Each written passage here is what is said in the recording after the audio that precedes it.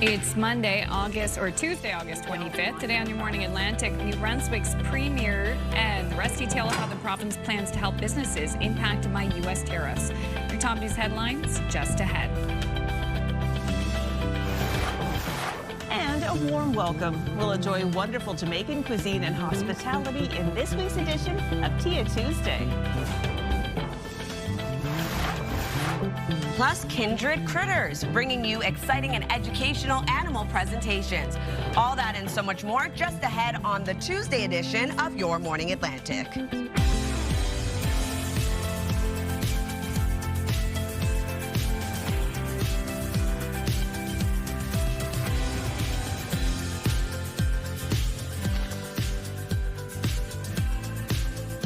I ready for my close-up, ladies? Absolutely. I've always wanted to say that, or have someone say that to me. We're ready for a close-up, Crystal. As you come out of the private trailer. Right? Exactly. Oh my gosh, yeah. It's a wonderful Tuesday morning, everybody. Tuesday at 6:01 on Tuesday, August 25th, if you can believe it. Absolutely. Time flies. Time is indeed flying. What I have, how many, Suzanne Bellivo's in the control room. What did you say, Suzanne? She said how many months till Christmas? 4 months. 4 months only? Well, Whoa! wow. I am not prepared for that. You know what? If you are prepared, good for you, but no one expects you to be prepared 4 months in advance. Honestly, these days with the prices of everything, I need to do 4 months of planning for my Christmas shopping, just to one say. gift a week or something. Okay, it's now almost 6:02. I noticed still very muggy when I walk the dog. Oh, so sticky. Sticky. Sticky. Yeah. Thick. Yeah. And it's funny because usually I'm like, bring on the humidity, I need it. Lately it's been quite sticky and not really loving it these days, but we're still holding on to humidity across the maritime region. Something to keep in mind when you are heading out. Light layers if needed, because we do still have precipitation tracking across parts of Atlantic Canada. Here's a look at our current forecast in Moncton. Starting off a little bit dark early this morning still. 16 degrees to start your day. 19 degrees in Charlottetown as well as into Halifax. 20 in Sydney, 21 in St. John's, Newfoundland. Holding on to wet weather in parts of Newfoundland with a special weather statement currently issued until Wednesday. And we do have a rainfall warning still in effect until this evening. Here's a look at the wet weather tracking across Atlantic Canada. Scattered showers, a risk of thunderstorms starting off your day for Cape Breton Island. Newfoundland, Labrador will be seeing a chance of showers and a risk of thunderstorms yet again today as well. Into the maritime region, we will be seeing clouds clear, fog dissipate, leaving sunshine before a chance of some shower activity returns this afternoon. And in terms of our wind forecast, starting off quite light, will continue to be light into the afternoon. 20 kilometers per hour right now in Cancel, with 24 into North Cape, 11 in Sydney and Moncton. No wind gusts to report as of right now. So we'll take another look at your long-range forecast in just a bit. But first, a look at your local news with Amanda. Thank you, Latavia. We will soon know more about how Canada plans to hit back against the United States in the trade war. Details of Canada's retaliatory tariffs against the U.S. are expected to be unveiled today, alongside details of supports for workers affected by tariffs. The U.S. introduced a new round of 50% tariffs on Canadian exports on Saturday, targeting goods worth $28 billion. That day, Prime Minister Mark Carney said retaliation in the form of dollar-for-dollar tariffs would kick in on September 8th, as discussions were taking place Monday about exactly how Canada will hit back. And New Brunswick's premier says she expects the U.S. tariffs to impact $112 million in New Brunswick exports, with early estimates suggesting it will affect about 500 jobs province-wide. The government is offering help, including retraining and income support. They don't want our province to make concessions or compromise who we. Susan Holt says energy exports to the U.S. remain on the table as a negotiating tool, but they're still weighing the best retaliatory measures. At the end of the day, we need economic growth. We need to be driving good-paying jobs in this province. We need to be making maximum use of our natural resources. 4 Atlantic premiers are encouraging residents to support local as businesses and provinces look to expand export markets. There were some traffic issues around Eastern Passage, Nova Scotia last night due to a minor train derailment. CN Rail confirms to CTV News a single car jumped the tracks near the Autoport facility in that community. The rail car was empty and remained upright, but traffic on Howard Avenue was blocked. No one was hurt. The company says it apologizes for any inconvenience. Police say a high-risk offender who was released Monday from a New Brunswick prison is believed to be coming to Nova Scotia. Robert Edgar Paul isn't required to tell police where he'll be living, but it's believed he'll be residing in Millbrook, Nova Scotia. The 35-year-old has served his full sentence for dangerous operation of a conveyance causing bodily harm and uttering threats to cause death or bodily harm. Police caution that Paul has a long history of both violent and non-violent offenses. Future doctors walked through the doors of the new Cape Breton University Medical School on Monday. The new Medical Sciences building is a partnership between Dalhousie University's Faculty of Medicine and CBU. The program started last year with the first cohort of medical students studying temporarily in another building. On Monday, 30 new first-year students began classes, bringing the total to 60 med students in the program. The first class will graduate in 2029. Finally, there was a special reunion in Nova Scotia's Annapolis Valley last night. Very happy to have her boy back home, and I'm sure. you can see he's ready to rock. He's doing well. A Nova Scotia family paid a visit to fire and rescue professionals to thank them for properly rescuing their golden retriever from a cliff at Blomidon Provincial Park 10 days ago. 4-year-old Reese was off leash on a trail when he went over the edge and fell some 21 meters before landing in some bushes. Canning Fire called in the Kings County rescue team, and a dozen members launched a complicated operation to safely retrieve the retriever. All of our rope personnel went into the woods, so we had 12 firefighters in the woods. Began the rescue operation, set up a rope system. We had one firefighter rescuer rappel down to secure Reese and get a dog harness on him. And then a second firefighter was lowered down with a more complex system. Hooked up Reese at the bottom of the cliff, and we were able to successfully retrieve him, bring him back up, and take him out. Total operation took about 4.5 hours. To our shock, we got a call from Jeff, and he said, "What is your dog's name?" And I said, "It's Reese." And he said, "We found your dog," and he's lifting his head in response. He's conscious and he's lifting his head, which was a big shock to us. The specially trained rescue team is comprised of members from Canning, Fort Williams, Kentville, and New Minas fire departments. And the McCurdy's, who live in Coldbrook, they say Reese is doing well, and he won't be allowed off leash along any trails anytime soon. Poor thing. He took a tumble. Boy, did he ever take a tumble off the cliff. Wow. So happy he's alive and well, though. Yeah, miraculous. Thank you so much to the rescuers for... Yeah. Now, if you want to find more details on that story, we have a whole article on our website, ctvnewsatlantic.ca, that was written by a member of our web team, Andrea Jarrett, when she was first talking to the Canning Volunteer Fire Department last week. And it was actually just remarkable. We have a working newsroom you see in the background all the time, so we can hear sometimes other phone conversations. So I was hearing her doing the interview and just couldn't believe this story. So I'm so happy that we now have more visuals. They have a reunion. Yeah, Reese is doing okay. Well done to the volunteer fire department. Absolutely, yeah. Our first responders, you never know what situation they're going to be called in, but they step up to the plate every time. Oh, wonderful. And it had a happy ending. Okay. Yes. Little news you can use. A Canadian hospital has launched a new mobile sensory therapy program thanks to a donation from the family of a former patient. So a series of carts feature light, sounds, and tactile tools meant to reduce anxiety and provide comfort for children and adults during hospital stays. The funding comes from the Nolan Smile Foundation, created in memory of Nolan Trepanier, who found comfort in sensory therapy during his cancer treatment. Oh. So nice that the family could give back, and really cool. So this sort of thing is rolling out, and I don't know if we have it in our region, but if we do, I'd love to do a report on it. Oh, absolutely. All right, we're going to take our first break here on this Tuesday morning. I'll have the latest look at the continued escalating trade war between Canada and the U.S. as coming up in your international national news headlines. But before that, you want to pay attention to the forecast with Latavia. It has been humid and sticky. Whoa. And boy, if the fog could tell a story here in Lunenburg, you can't even see the golf course there this morning. The forecast is next.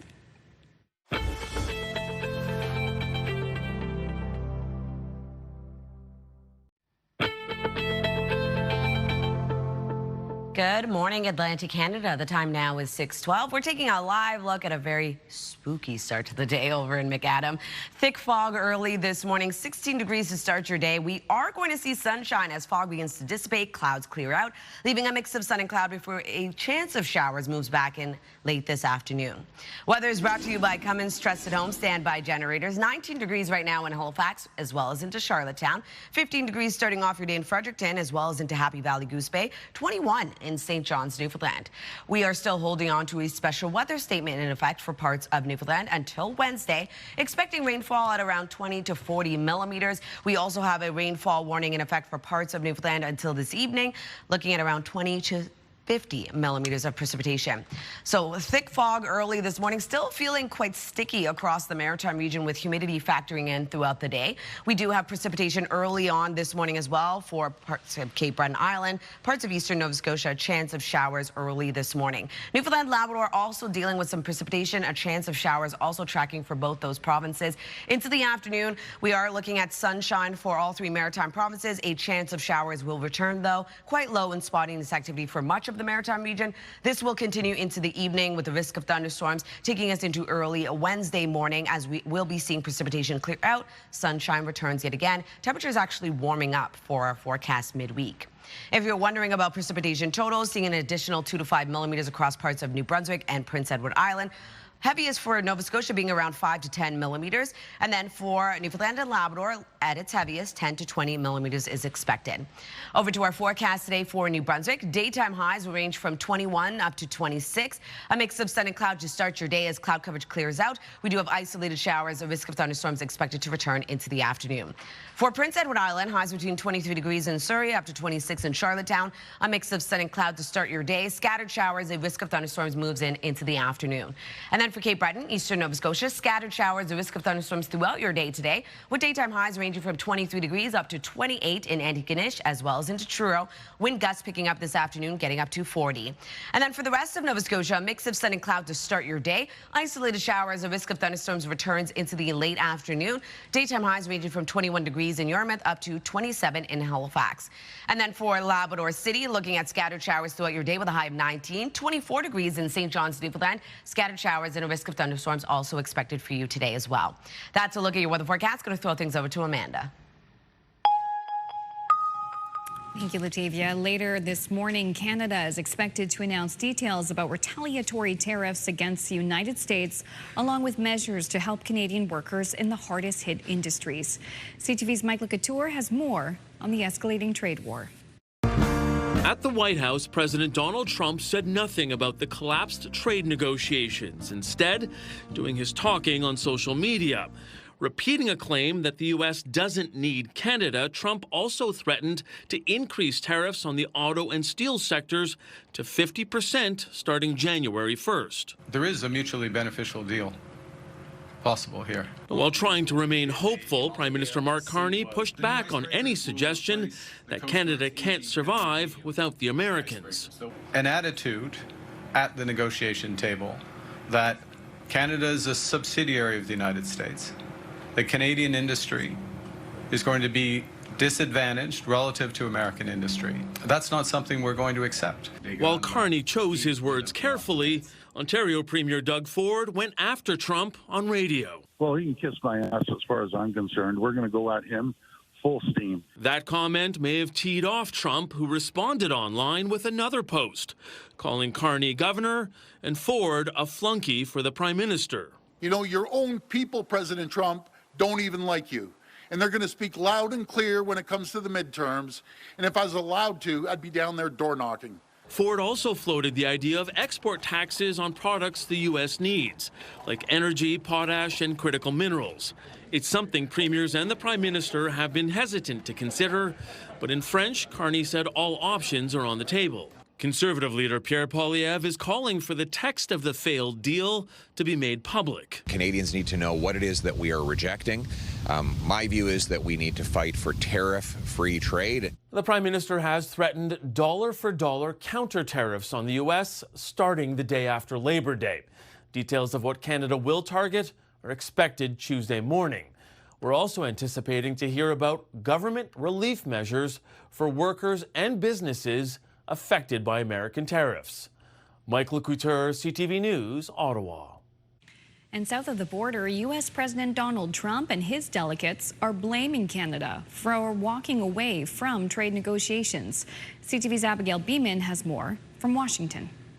They were offered quite a good deal. They chose to reject it. They came in with a bunch of unreasonable last-minute demands.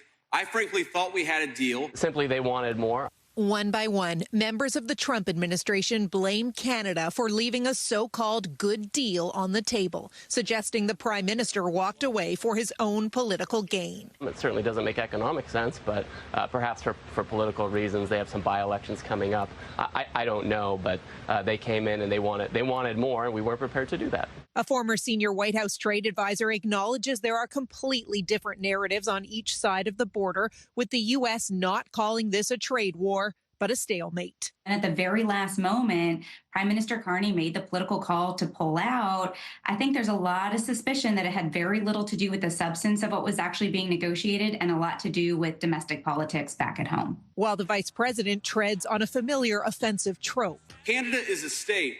Sorry, Freudian slip. That was actually an accident.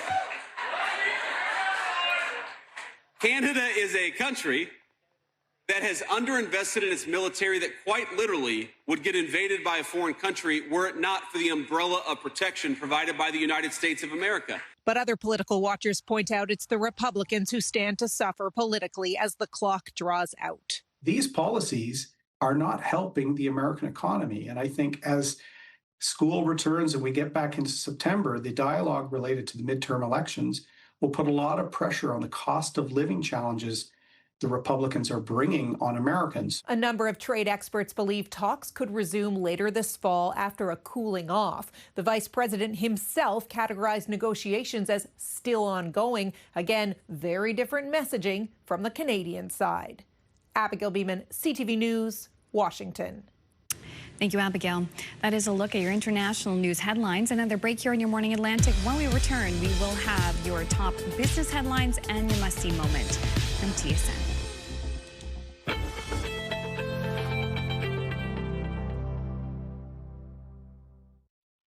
Move Mornings with Aaron and Peter. Weekday mornings on Move 100. The most fun in the morning. And home of the $1,000 minute. Only on Move 100 Halifax.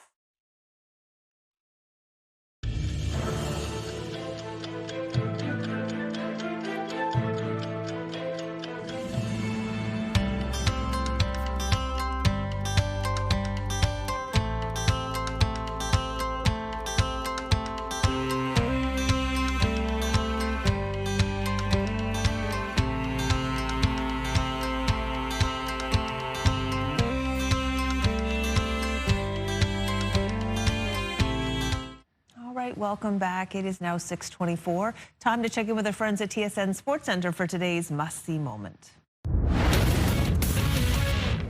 Hello, everyone. I'm Glenn Sheeler in the Sports Center newsroom with your must-see moment from Monday. And for that, we're going to Chicago. First inning, one on for Andrew Benintendi, and he's going to drill this one to right. This is heading over the fence until Brandon Nimmo leaps and takes away the home run. This would have tied the game. Instead, it's an incredible catch. Nimmo making the grab with his glove over the wall. And yes, he's fired up, probably because he knows that home run robbery has earned him the must-see moment.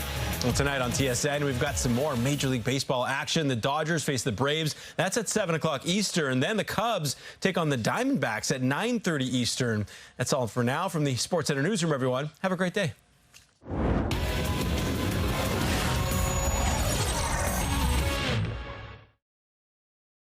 This TSN must-see moment brought to you by J.R. Rahe's Furniture and Appliances.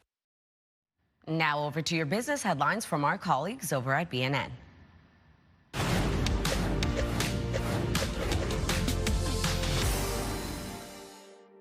One estimate put 50,000 positions directly at risk and another 35,000 indirectly at risk. Analysis shows Ontario, Quebec, and BC being the hardest hit provinces, with concentrated job losses in machinery, electronics, plastics, and rubber. But the domino effect means other provinces will also feel this. The Prime Minister has promised to support industries affected by the new 50% markup, but it's not yet clear what that will look like. Here are the closing numbers for the day. The Canadian dollar is down to 72.72 US. West Texas Intermediate is down to 85.01 US a barrel.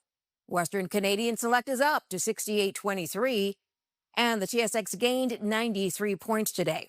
Those are your business headlines. I'm Marilla Fernandez. Taking a look at our 3-day forecast, 25 degrees in New Brunswick today with a mix of sun and cloud to start your day. Isolated showers, the risk of thunderstorms returns into the afternoon. Sunshine midweek with a high of 26, and sunshine returns on Thursday with a high yet again of 26 degrees.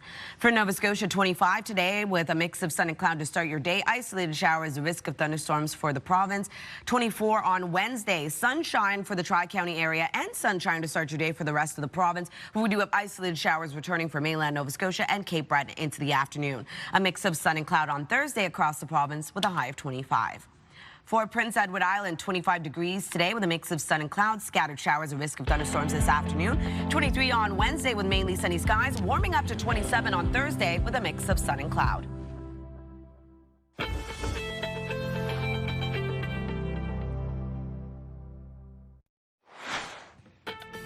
Ooh, summer is a great time to curl up with a book along the water's edge or on a cozy duvet in a window seat. Today on Your Morning Atlantic, we're asked what's been your favorite summertime read.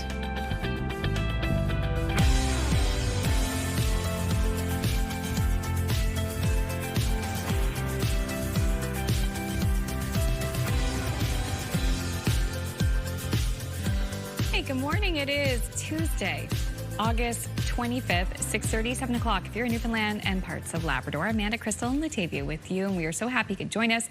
We cannot wait to hear about the books that you have been reading this summer, the books you have loved, books that just scream summer to you, because we're still in the summer season. Let's not skip ahead to fall just yet. Yep. So can't wait to hear what you're reading or listening to. That's coming up in the Move Morning Chat. I know the Heated Rivalry series has been so popular because it's by Nova Scotia author Rachel Reed.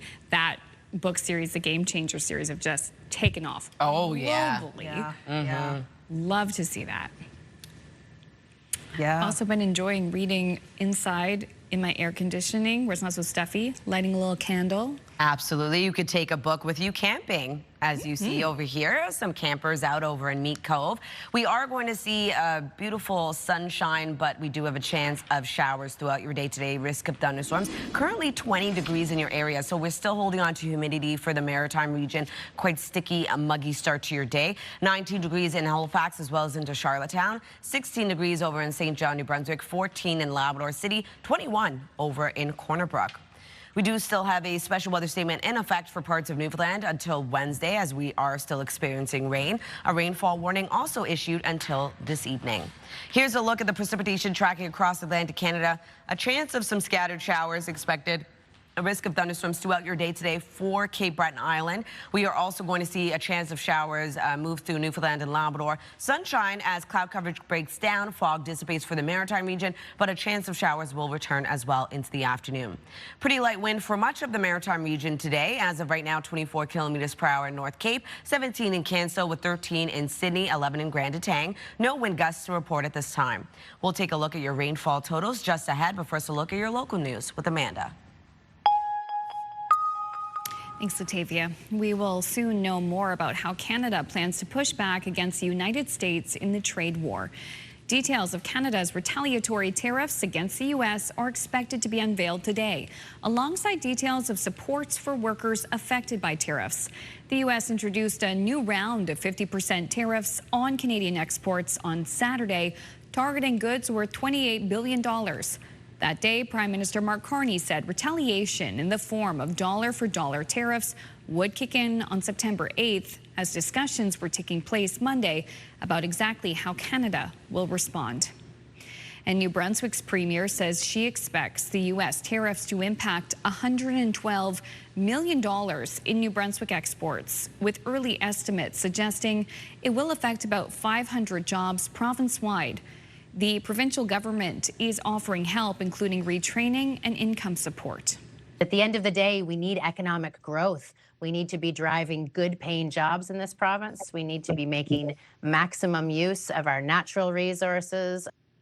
Susan Holt says energy exports to the U.S. remain on the table as a negotiating tool, but they're still weighing the best retaliatory measures.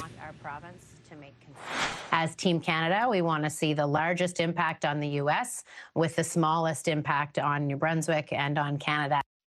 All four Atlantic premiers are encouraging residents to support local as businesses and provinces look to expand export markets. Now, while much of the region saw heavy rain over the past few days, the area hardest hit was Cape Breton. This was the scene Sunday at a shop inside the basement of a house in Eskasoni. On Monday, people were still showing up with buckets, shop vacs, and dehumidifiers to help with the cleanup. The store owner says they managed to save most of the inventory, but the floors will likely have to be replaced. And we were completely drenched in dirty water, and so it was really a horrible, icky kind of night to have. So we have around 25 calls, floods, basement, and which are EMO and our housing contractors. They went to calls last night, and they've been working all night and still today. And Eskasoni received more than 140 millimeters of rain, one of Sunday's highest rainfall totals in Nova Scotia. Eskasoni First Nation has been working around the clock to help people with flooded basements and roof leaks and to repair washed out driveways and roads. Chief Leroy Denny adds there was no major damage and no one was hurt. An early morning fire has destroyed a historic church on the Acadian Peninsula. Firefighters were called to the church in Saint Simon near Caraquet early Monday morning and fought the intense blaze for several hours. The chief of the Caraquet Fire Department tells CTV News he believes the fire is suspicious. He says the church was more than a century old and built almost entirely of wood. There were no injuries, but the church is destroyed and 4 nearby buildings were also damaged. A building in downtown Moncton, one of the oldest in the city, has been destroyed by fire. The blaze broke out early Sunday morning, and what was left of the structure was torn down several hours later. There were no injuries, and the fire did not spread to any nearby buildings. The home was originally built in the early 1870s and was moved from Main Street to the corners of Weldon and Gordon in 1908. Yeah, it was a bit stubborn because it's an older building. It's a legacy building, so there's a lot of voids. Certainly some renovations over the years that made it a little stubborn, a little difficult to get at. So it was determined that actually it's best for firefighter safety once we determined it was empty to protect the exposures and go defensive and hit it from the outside and then eventually bring it down. And the building was torn down, as you can see, Sunday afternoon for safety reasons. How the fire started is still under investigation. Finally, a humanoid robot developed in China has made history running 100 meters in 9.39 seconds. That is faster than Usain Bolt's world record.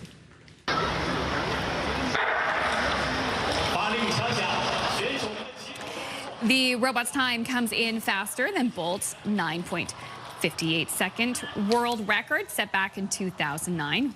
Wild, under 10 seconds. Robot also beat 2 other humanoids in the race, including one made by Chinese robotics company, Unitree. I do like how it takes a robot to try to beat Usain Bolt's record. I'm like, but it's a robot. Oh, look, medics are there. It's just like a real race. Everybody collapses at the end. Oh, my gosh. Right. I saw the robots run. This is fascinating. The 1500. Yeah. Which a really good time might be like for a person, I'm just trying to say, around 4 minutes. Like that would be really good for men being that, mid-3s, right? Right. Well, they ran like 2 minutes. Oh, yeah. That's because they are actually not human. They're not human. Now, what I want to see is if a human can beat Bolt's record. But boy, exactly. they are going fast. Ashton's wild. No finishing move, though. No. Well, they can work on that. See, there's notes. We have notes. Yeah. Oh my gosh, that's the humanoid. I think their finishing move was the crash, man. Yeah, it was the crash. That was it. Love it. Okay, wow. All right, well, this is hardly as exciting as that, but still, we've had a theme of little libraries. We had the cup library, the mug library, which I think is my favorite. In Riverview. Well, this is a Canadian artist putting her spin on the free little library. She's created a free little art library, and this is in Winnipeg. It's a space to drop off and pick up art projects. Isn't it cute? That's adorable. A little shadow box. She's even received pieces from around the world. So she says at first the big challenge was keeping everything dry. But some people stepped in and helped her waterproof the gallery.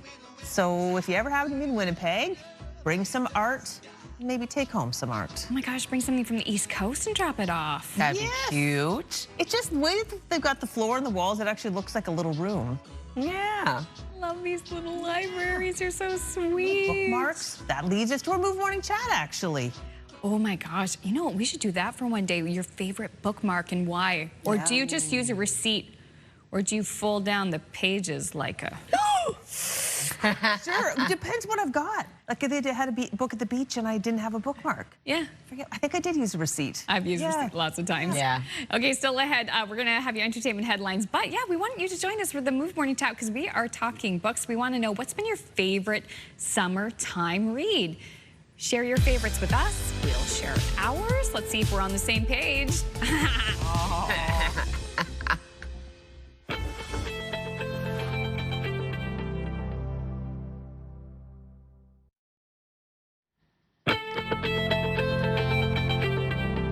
Good morning and happy Tuesday. The time now is 6:42. We're taking a live look at Corner Brook. Quite warm to start your day, 21 degrees as of right now. We are expecting showers to move in, so something to keep in mind when you are heading out, don't forget your rain gear. As of right now, muggy start to the day for the Maritime region with 20 degrees in Sydney and 19 in Halifax as well as into Charlottetown, 16 degrees over in Fredericton with 14 in Labrador City. A special weather statement remains in effect until Wednesday for parts of Newfoundland. We are expecting rainfall at around 20 to 40 millimeters. A rainfall warning also issued until this evening, rainfall between 20 to 50 millimeters. Over to our forecast timeline. So we do have precipitation tracking across parts of Atlantic Canada. As of right now, some scattered showers, a risk of thunderstorms for Cape Breton, parts of eastern Nova Scotia. Other than that, for the Maritime region, a foggy, muggy start to the day. We are going to see cloud coverage early on, clearing out though, leaving sunshine into the afternoon. For Newfoundland and Labrador, holding on to wet weather with shower activity throughout your day today, a risk of thunderstorms as well. And then into the Maritime region, a chance of showers will return for parts of all three Maritime provinces. Quite low and spotty in its activity though. To start, we are going to see a chance of showers, a risk of thunderstorms continue into the overnight hours. Fog will redevelop as well and then clear out into early Wednesday morning as we will be seeing sunshine start off the day and sticking around for much of the Maritime region into the afternoon. If you're wondering about precipitation totals, seeing around 2 to 5 millimeters of additional precipitation for parts of New Brunswick, Prince Edward Island, into Nova Scotia, the heaviest being around 5 to 10 millimeters. And then for Newfoundland and Labrador, we're looking at around 10 to 20 millimeters of additional precipitation today. Here's a look at our forecast today for New Brunswick. Daytime highs will range from 21 to 26. A mix of sun and cloud as cloud coverage breaks down. Fog dissipates early on. We do have isolated showers expected to return into the afternoon with the risk of thunderstorms. And then for Prince Edward Island, daytime highs between 23 degrees in Surrey up to 26 in Charlottetown. A mix of sun and cloud also starts off your day. Scattered showers and a risk of thunderstorms returns, though, into the late afternoon. And then for Cape Breton, eastern Nova Scotia, scattered showers, a risk of thunderstorms throughout your day today. Wind picking up into the afternoon, getting up to 40 with highs between 23 degrees in Canso, up to 28 in Antigonish and Truro. And then for the rest of Nova Scotia, seeing sunshine early on this morning. Isolated showers expected with a risk of thunderstorms late into the afternoon with highs between 21 degrees in Yarmouth, up to 27 in Halifax. A chance of showers throughout your day today for Labrador City with a high of 19, 24 into St. John's, Newfoundland. Scattered showers expected throughout your day today with a risk of thunderstorms as well. Over to our forecast for Wednesday, starting off with sunshine. We do have a chance of showers returning into the afternoon. Newfoundland, Labrador still holding on to a bit of precipitation, a chance of shower for both those provinces. Into Wednesday night, we see shower activity clear out, leaving sunshine for Thursday. That's a look at your weather. Going to throw things over to the Move Morning Chat.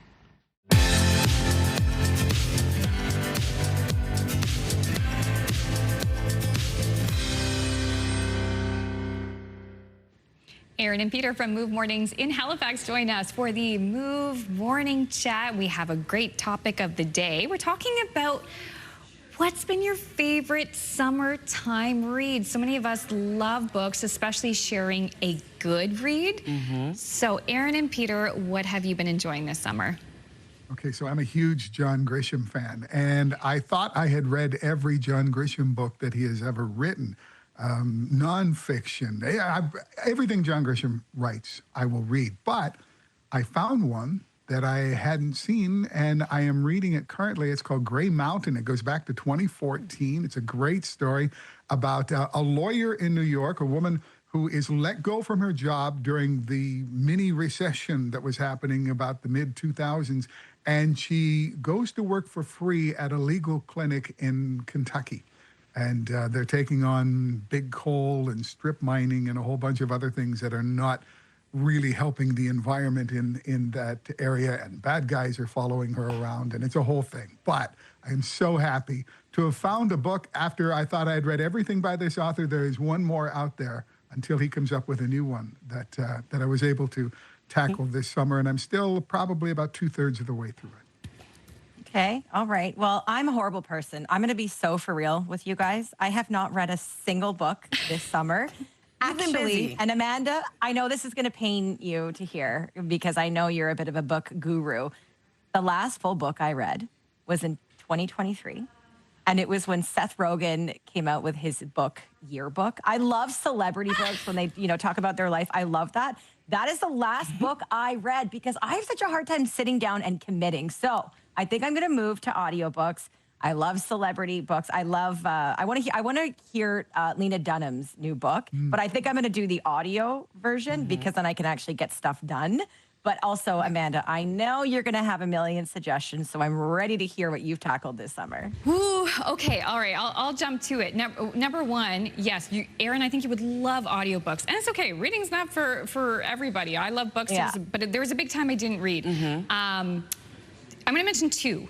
And they're both going very viral this year, and for good reason. The first one I'm going to say is Yesteryear.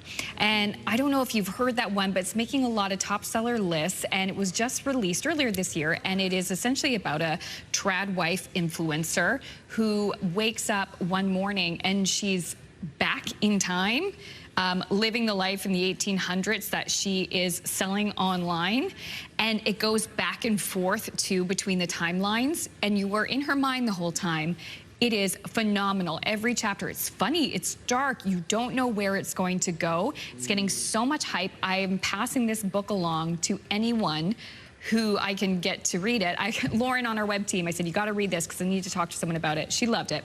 Then on the total opposite side, I have been reading Dungeon Crawler Carl. Have you heard about this book? Yes. No. Yes, you told me about it. Okay, I've told Latavia about it. I'll be quick. Basically, it was a Kickstarter campaign, and it's gone viral. This man, Matt Dinneman, the author, has released 9 of these books. So imagine an apocalypse where humans are now trying to survive in this, dungeon, which has different levels and different challenges and items that you have to collect. It's like an RPG game, but for a book, and these aliens are watching it all happen. It is funny, it is smart, then it actually has some really deeper themes as well. There's a talking cat called Princess Donut. My husband has never read a book series so fast, 9 books. I read 1.5, and I'm going to continue reading. I'm so sorry. It's that good. No, it's that good. Honestly, I love when Amanda gives book suggestions. I go to Amanda Debison's library. It's so much fun because she has so many things that I can read, and I can take my time doing that. Yeah. And I would definitely say this summer, I've been reading This Summer Will Be Different by Carly Fortune. It's been great so far. I liked her other books, so we'll see what happens. We're going to pose this question to our viewers, too. We want to know what you're reading. What has been your favorite summertime read? Send us all of your suggestions, and we'll probably read them, too.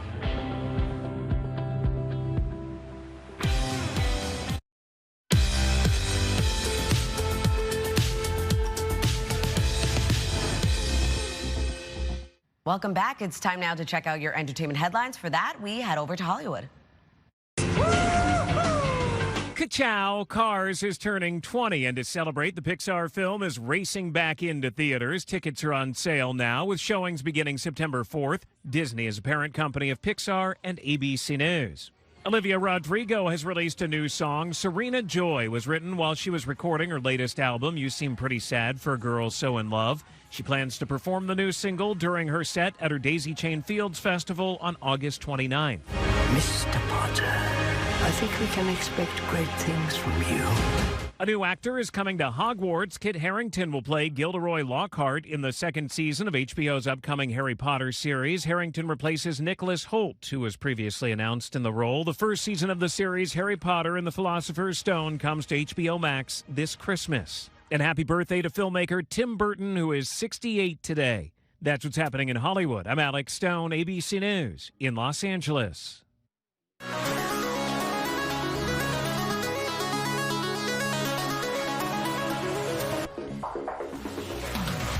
And in case you missed it, production on season 2 of the hit series Heated Rivalry has already begun in the nation's capital. Ottawa businesses are hoping the show will stay true to the book and use that city as an off-ice backdrop. CTV's Judy Trin has more. Shane Hollander, I wanted to introduce myself. Okay. This Heated Rivalry has Ottawa roots. It's the hometown of fictional hockey star Shane Hollander and the city where his Russian love, Ilya Rozanov, will soon be at center ice in the show's highly anticipated second season. Gay relationships, especially with men, I think it often portrays a certain brutality which is depicted in the beginning of the series, but the fact that it becomes more tender and emotional, I think is really important in showing human relationships. While locals are openly displaying their affection for Bell Media's Crave hockey drama, so far, filming for season 2 is staying away from the nation's capital. But the Ottawa Film Office says it's actively engaged in discussions to bring the cast and crew to the city. I am surprised that they're not shooting the series in Ottawa. I mean, I would think that would make sense. It's, you know, there's lots of ample opportunity to do a series here.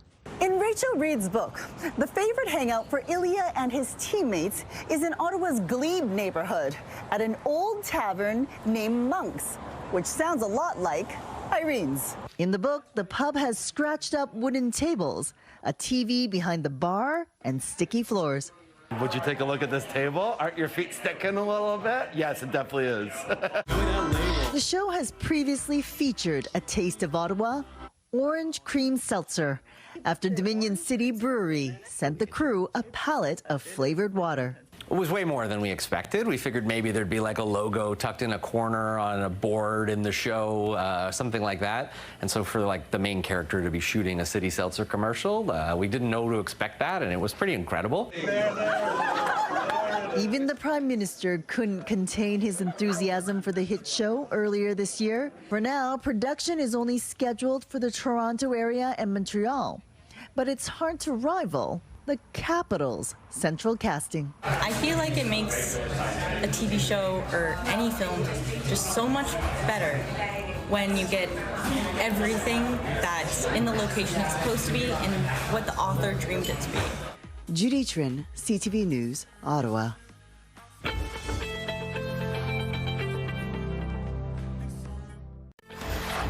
It's Tuesday, August 25th. Today on Your Morning Atlantic, more information about Canada's retaliatory tariffs on the U.S. is expected later today. Your top news headlines just ahead. And tariffs and trade. How businesses in our region could be impacted as the trade dispute with the U.S. escalates. We'll chat about this and more during this half hour of Your Morning Atlantic.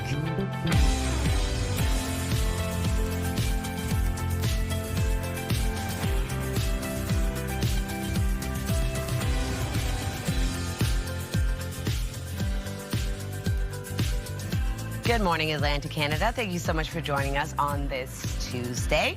So we are dealing with a sticky situation because the weather is still holding on to humidity across the Maritimes. You're feeling it, definitely. So much. Lots of moisture in the air. I thought it when it rained yesterday that the humidity would maybe lift, but no such luck. No. Wow. No break-in. It's funny, I was walking the dog when we had downpours in the Halifax area, so I've got like the rain boots, the rain pants, the big rain jacket. But again, as much as that keeps you dry, then you also just start sweating because it's so warm and you're just peeling off these layers. I went out yesterday and just embraced the warm rain because I was like, there's no way I'm adding another layer on. Yeah, it was too muggy. Was it a poncho, like from a theme park? Like, oh my gosh. I literally just was like out in my sweater and a baseball cap. And I was like, good to go. Let's go. Yeah. A ball cap, yeah. Let's take a look at, oh wow, Confederation Bridge traffic is moving. Beautiful start to your day. Already 20 degrees in your area. We are going to see a mix of sun and cloud for Prince Edward Island today, as well as over at the Confederation Bridge. And we are also going to see a low chance of showers returning into the afternoon. As of right now, it is 19 degrees in Halifax, 20 into Sydney, 16 in Fredericton, 18 degrees over in Cartwright, 22 in St. John's, Newfoundland. Over to our special weather statement currently issued for Newfoundland until Wednesday. We also have a rainfall warning remaining in effect until this evening. Over to our satellite and radar, another muggy day ahead for the Maritime region. A bit of cloud coverage to start your day, but we will be seeing cloud coverage break down, fog dissipating, leaving sunshine for all three Maritime provinces, but we will be seeing a chance of showers into the afternoon. Newfoundland, Labrador also going to deal with shower activity today. And in terms of the wind forecast, for the most part of the Maritime region, going to be seeing a light wind today. As of right now, 24 kilometers per hour in North Cape, 17 in Canso, 15 in Sydney and Charlottetown, with no wind gusts to report at this time. We'll take another look at your long-range forecast just ahead. First, a look at your local news with Amanda. Thanks, Latavia. We will soon know more about how Canada plans to push back against the United States in the trade war. Details of Canada's retaliatory tariffs against the U.S. are expected to be unveiled today, alongside details of supports for workers affected by tariffs. The U.S. introduced a new round of 50% tariffs on Canadian exports on Saturday, targeting goods worth $28 billion. That day, Prime Minister Mark Carney said retaliation in the form of dollar-for-dollar tariffs would kick in on September 8th, as discussions were taking place Monday about exactly how Canada will respond. And New Brunswick's premier says she expects the U.S. tariffs to impact $112 million in New Brunswick exports, with early estimates suggesting it will affect about 500 jobs province-wide. The government is offering help, including retraining and income support.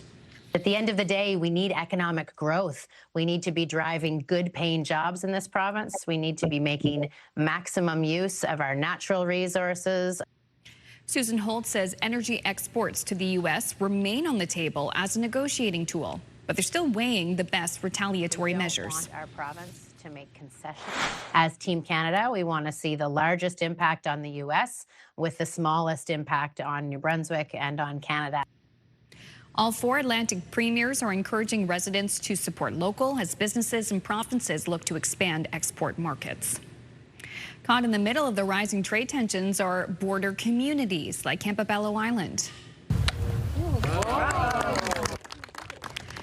Just hours after the trade deal fell apart, representatives from both countries gathered to unveil a survey plaque at the lighthouse commemorating the world's longest undefended border. Quite an achievement. We forget that amongst all the politics, if you will. Everybody kind of jumped on really quick and thought this was the perfect location. People will be here, people will see it, and it's great to just get the word out. The island is famous for housing the summer home of former U.S. President Franklin D. Roosevelt. It is the only park in the world jointly administered, staffed, and funded by two countries, and attracts scores of visitors from both every year. There were some traffic issues around Eastern Passage, Nova Scotia last night due to a minor train derailment. CN Rail confirms to CTV News a single car jumped the tracks near the Autoport facility in that community. The rail car was empty and remained upright, but traffic on Howard Avenue was blocked. No one was hurt. The company says it apologizes for any inconvenience. A brazen theft in one of the busiest retail locations in the Maritimes is getting a lot of attention.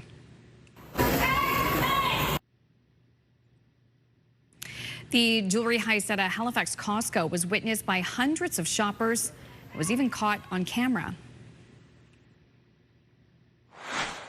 Staff reported that a man entered the store, proceeded to the jewelry display case, smashed it open with a hammer, and then fled on foot with a quantity of jewelry. To go all the way inside a Costco where there's literally hundreds of people walking around and start smashing in front of hundreds of people in a Costco where the exits are, guarded, is incredibly brazen. It shows you that thieves have become just much more aggressive. CTV News reached out to Costco for comment, but did not hear back. Halifax's mayor will present a motion to council this morning, asking if a new boat will relieve chronic service problems with the city's ferry service. This particular proposal is to have one more of the same while all this other work is going on about what the ferry system of the future looks like. And we got a little glimpse into that with the Bedford ferry and knowing that that's going to be an electric or a hybrid electric format, and we'll see where that all goes. In recent months, some ferries have been out of service for scheduled or surprise maintenance. The current 5-vessel fleet went into service between 2014 and 2018. The newest of those each cost $6 million. A recent staff report says at least $20 million would be needed for midlife upgrades. That's on top of another $23 million for terminal repairs.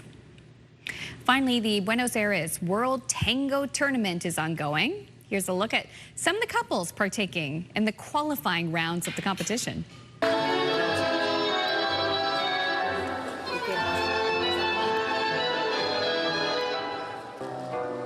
So the qualifiers kicked off on Sunday with the tournament's final rounds taking place on September 1st and 2nd. And the local government says the competition is the largest tango gathering in the world. It's so romantic. So cool. I bet it's a difficult dance to learn. Oh, people who are really good at something make it look easy. Oh, it's so true. Effortless. But that every step is measured and calculated, but executed as though they've been born to do this. And in heels. Yeah. Wow, best beautiful. Of the best. All right, well, from some great dance moves to more great dance moves, it leads us to our viewer submission today. You know we love it when you send your videos and photos. This one comes from viewer Andrea Jacques Williams. It's a video compilation of her 8-year-old son, Weston, performing Michael Jackson impersonations this summer.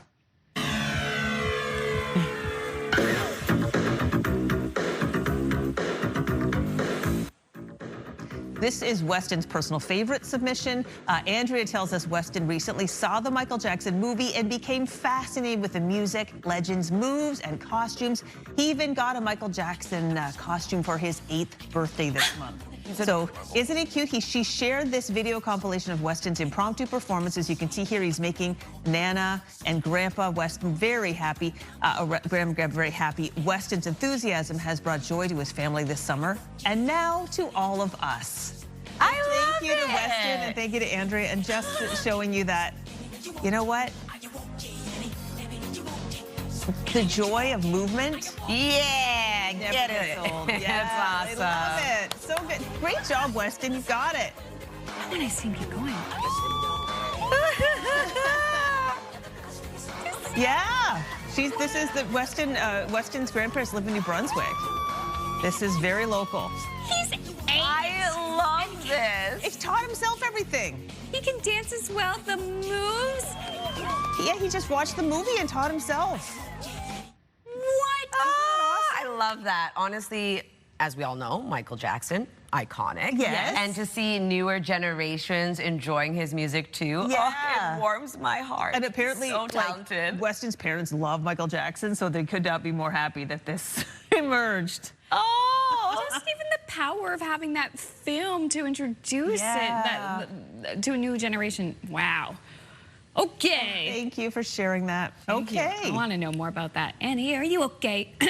Latavia, we'll have another look at the forecast on this Tuesday morning. Will we get a break from the humidity? She's got those details.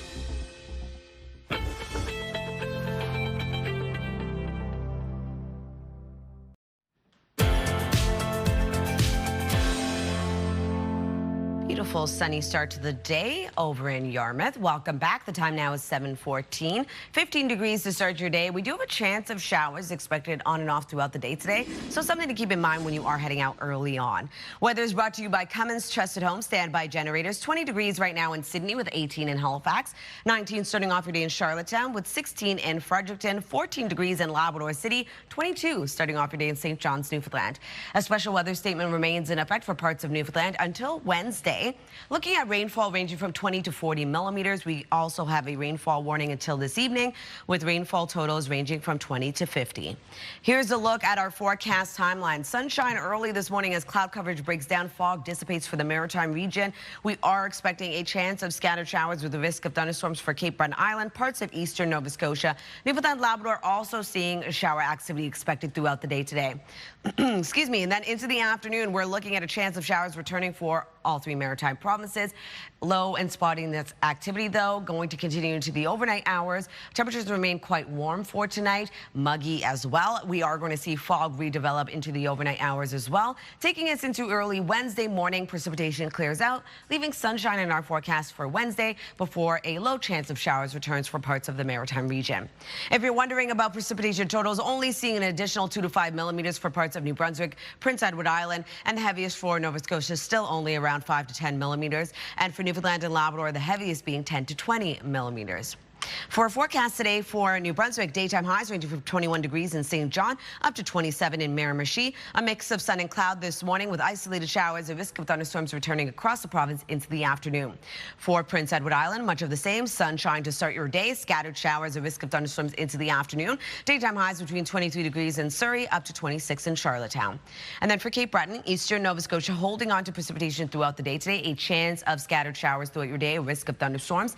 Daytime highs between 23 degrees in Canso up to 27. Wind gusts picking up this afternoon, getting up to 40. For the rest of Nova Scotia, a mix of sun and cloud today with a low chance of showers returning into the afternoon, a risk of thunderstorms. Highs between 22 degrees in Yarmouth up to 27 in Halifax. And wet weather expected for Labrador City with a high of 20 and scattered showers throughout your day. Scattered showers and a risk of thunderstorms also expected throughout your day for St. John's, Newfoundland, and a high of 24. That's a look at your weather forecast. Going to throw things over to meteorologist Kaylin Mitchell.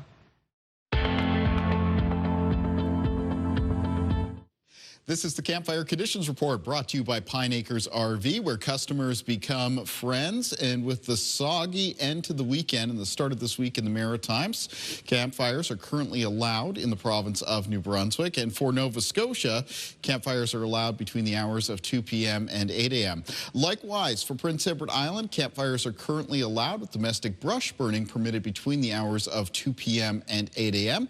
The next update to those provincial restrictions will be at 2 p.m. on August 25th. Thank you so much, Kaylin. U.S. tariffs aren't the only thing adding to costs for Canadians. Soaring diesel prices have made the cost of doing business harder to swallow for some Newfoundland and Labrador tourism operators. CTV's Garrett Berry explains. Around 2,500 liters of diesel goes into these engines every 10 days or so for Gatheralls, one of the oldest tourism companies on Newfoundland's Irish Loop. It's one of them factors that you have to roll with the punches. Instead of putting on an extra charge, it leaves a bad taste in the client's mouth. With 4 trips a day, each around 2 hours long, that diesel is burned fast.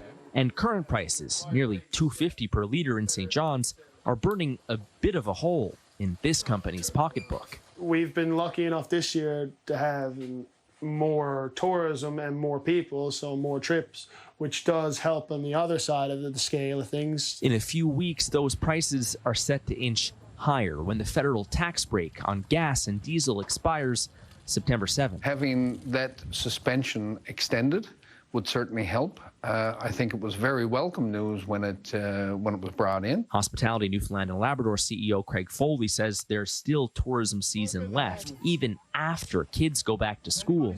So more weeks of that tax break would be welcome. We asked about that fuel tax break today, and while we heard from the finance minister's office that the government will continue to pursue measures that lower costs, there was no firm answer on whether that tax break will be extended past September 7th. I think Ottawa has to get real and recognize that this is a significant inflationary crisis that affects the cost of everything. With diesel prices soaring, up 50 cents per liter compared to this time last year, and gas staying high, fuel analyst Dan McTeague says Ottawa and the provinces should take a hard look, not just on those federal excise taxes, but on the GST and HST applied at the pumps. Garrett Barry, CTV News in Bay Bulls, Newfoundland and Labrador. Thank you, Garrett. And we're going to have another break here on your Morning Atlantic. When we return, we will speak with the head of the Atlantic Chamber of Commerce for reaction on how the latest U.S. tariffs could impact businesses around here. Please stay with us.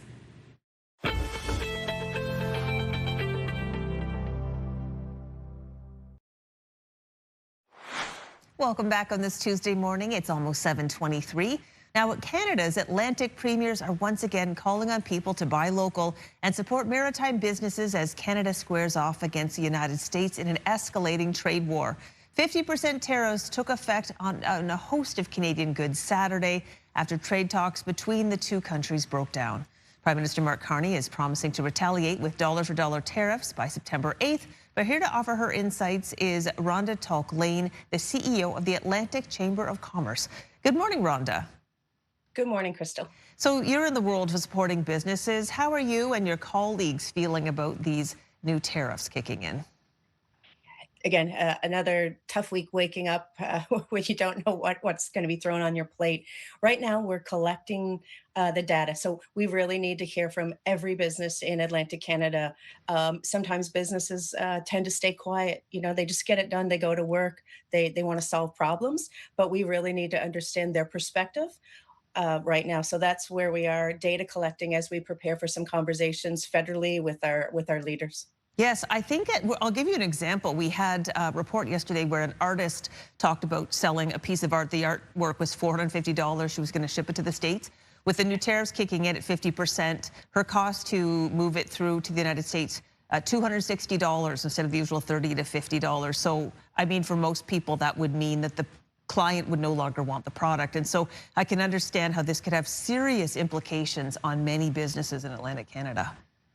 Extremely serious. And while we're looking at the numbers and the data, we know that Atlantic Canada right now, looking at exports and what we do, we will not be as impacted as harshly as some of our colleagues and businesses across Canada as we look BC, Ontario, and Quebec. But it's really important for me when I show up at that national table to ensure I'm sharing Atlantic Canadian businesses' perspective on how they feel about this. Most businesses know, and business supporting organizations, that nobody wins with tariffs, but yet we're in a really tough situation right now. Yes. What kind of supports are in place to help businesses weather a storm like this? So since this whole conversation started over 2 years ago, we've ramped up helping small business in Atlantic Canada export to Europe and Asia. We still have that program open right now. So no time like the present to diversify your markets. So anyone right there right now that's looking to grow their market in another jurisdiction, please give us a call. We can help you with that. So that's one support. And I expect more supports to be happening if we do indeed reciprocate tariffs on September the 8th. All right, Rhonda, that's pretty much our time. Is there anything else you want to add to our viewers before we go today? I'd love for local businesses to reach out to their local chamber to share your perspective. It's important that when we show up nationally, that we are representing you and we know how you feel and what you want to see our organization do. Perfect, Rhonda. And they can do that by simply reaching out to you by email or phone via your website? Yeah, or just Google Chamber of Commerce near me. Oh, perfect. They'll find it. We'll do. Okay, we'll put information on our website as well to support that. Thank you for your time. It is now 7:26. We'll be back with more of our show right after this.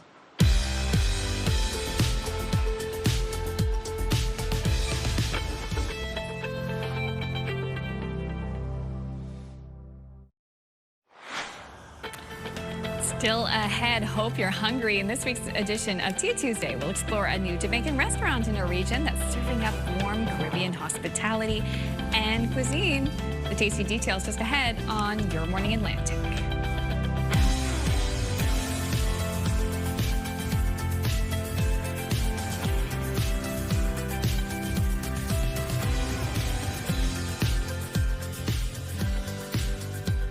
Hello, hello, come on in. Tuesday, August 25th already.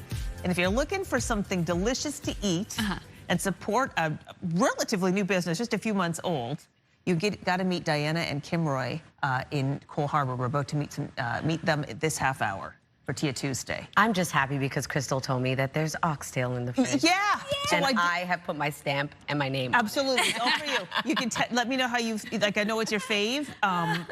Full disclosure, we shot it after the show yesterday, so we could run it today. And I tasted my first oxtail. I'm like, oh, what is oxtail? They're like, it's literally the tail of an ox. It is as it's so funny because growing up, I was like, this is chicken, right? Like, I'm obsessed with this. And they're like, no. I'm like, oh, but it's so good. Like, I put it out of my head. It's delicious. It was truly succulent. I mean, it takes, like, gotta marinate it, but it's like, you can tell me if I'm right, Latavia, like the way I described it, like the bone is in the middle, so it's almost like a little flour around the outside. So you eat the meat is the petals. Yes. And then just like you. Yes. Yeah, it was.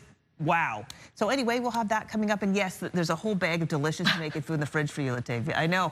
You should Free have lunch. Best Tuesday ever. You should have turned Latavia during the commercial break when Chris was like, I brought back some food. And Latavia's like, what did you bring? Yeah, oh no. It's like, oh. Oh no, and it's delicious. And it will be good heated up as well. Okay, so speaking of heated up, holy moly. Oh yeah, Geesh, look at McGeesh, it's thick and sticky. Yeah, it is. The Like humidity is still factoring in. What were you saying, Amanda? Like pea soup. Yeah. It is pea soup. Yeah, it's but not pretty thick hot out pea there. soup, just sort of like lukewarm pea soup. But Exactly. nobody's favorite. No one Just wants enough to make that. you sticky. Yeah. Exactly. Here's a look at that thick fog over in Somerville. Still dealing with fog for much of the Maritime region. Will burn off a little bit later on. We are expecting temperatures to warm up as well. Another warmer, muggy day ahead. We also have a bit of precipitation in the forecast. As of right now, 19 degrees in Charlottetown with 20 in Sydney, 18 in Halifax, 15 degrees over in Bathurst, as well as into Happy Valley Goose Bay, 22 in St. John's, Newfoundland. We do have a special weather statement currently issued until Wednesday for parts of Newfoundland, as well as a rainfall warning remaining in effect until this evening. So still seeing some precipitation tracking across parts of Atlantic Canada, a chance of showers for both Newfoundland and Labrador. Also starting off your day, a chance of showers and risk of thunderstorms for Cape Breton Island, parts of eastern Nova Scotia. The rest of the Maritime region will see a low chance of showers return into the afternoon. And in terms of our wind forecast, going to remain light for the Maritime region for the most part. As of right now, 20 kilometers per hour in North Cape, 19 starting off your day in Canso, 13 kilometers per hour in Sydney, Charlottetown, and Moncton. No wind gusts to report at this time. We'll take another look at your rainfall totals just ahead, but first a look at your local news with Amanda.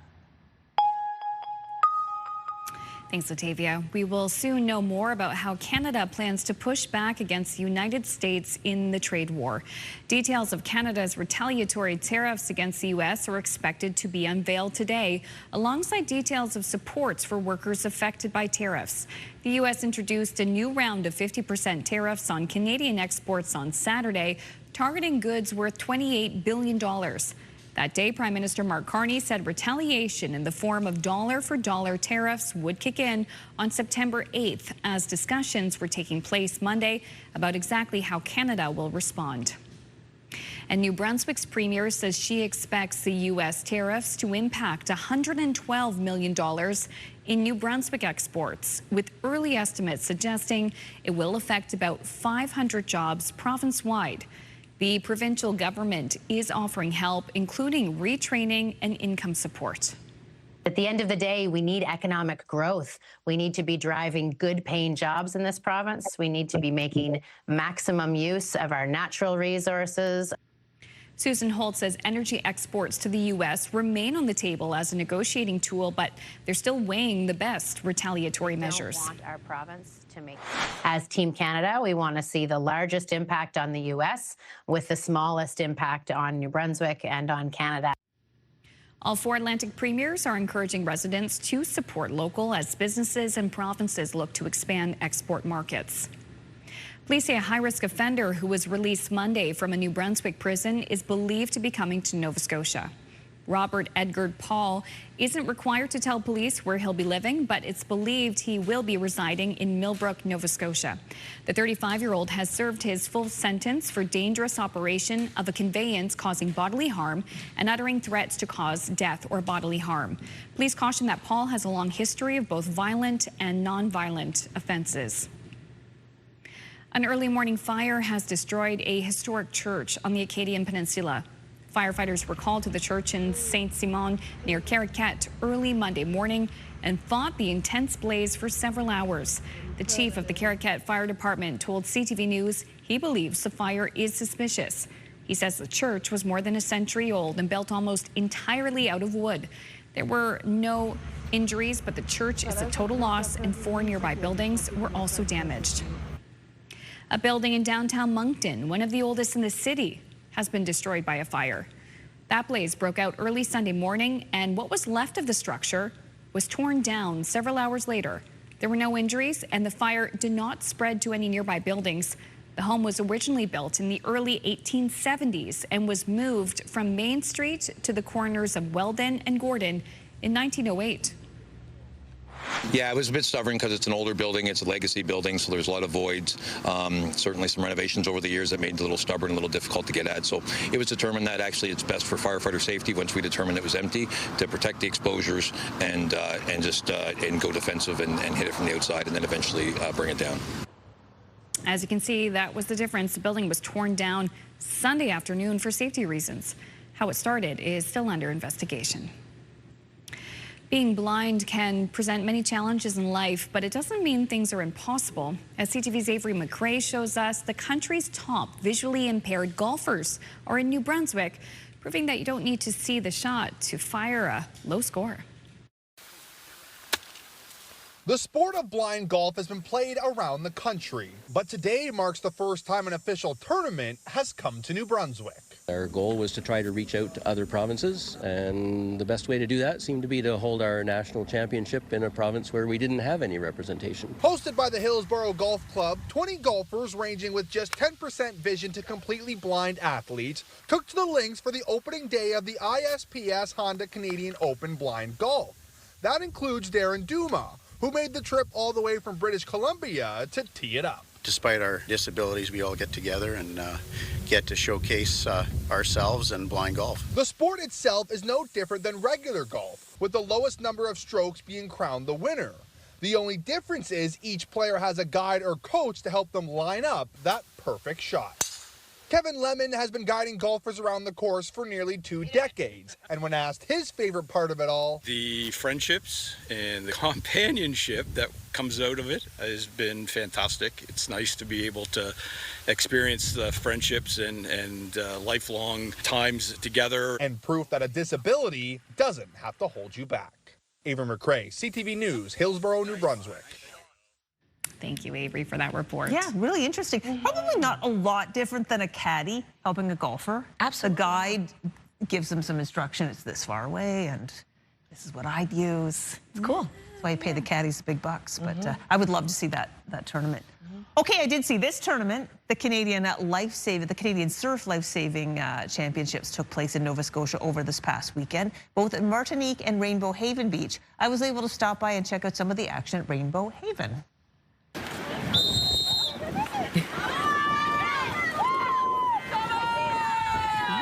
There we go. That event is called Beach Flag. It's like musical chairs where lifeguards race and dive for a beach flag, and those who don't have one in their hand at the end, well, they're eliminated. Oof. The event draws hundreds of guards from all over the country. This is just one of many events, many of them involved rescuing people from the water and testing their skills. The winners, the big teams, those who are successful, will move on to South Africa for Worlds. Wow. Whoa. Crown King or Queen of the Sea. Exactly. Canada's ultimate lifeguard is what they called this competition. Yeah. That's when I was writing up the community calendar on Friday for it, I really wanted to say that. Who's going to be crowned for King or Queen of the Sea? I love it. And I was like, King. I love it. That's fantastic. Top of the wave. Yeah. And it's a wonderful crown kind of with like shells in it and like a three-pronged what do they call it? A triton. Yeah. That sounds epic. If they don't do that, they should. Exactly. They absolutely should. Absolutely. Anyway, great that it was in our region. Yeah. Thank you for getting those visuals, Crystal. You're welcome. Sorry about they weren't the best, but I did. Oh my gosh, it was great. They're amazing. It was pouring rain and windy, I'll tell you that, yes. Makes them even tougher.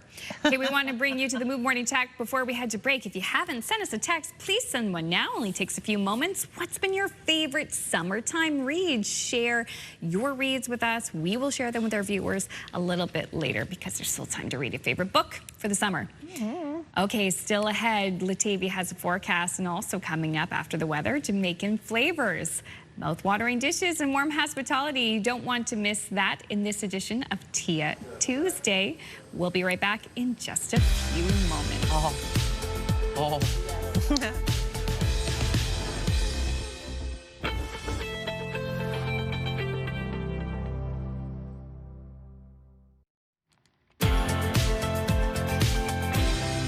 Good morning, Atlantic Canada. The time now is 7:43. We're taking a live look at St. John's. 16 degrees to start your day. Saw a bit of drizzle early on in the morning, clearing out, leaving sunshine before a low chance of showers returns late this afternoon.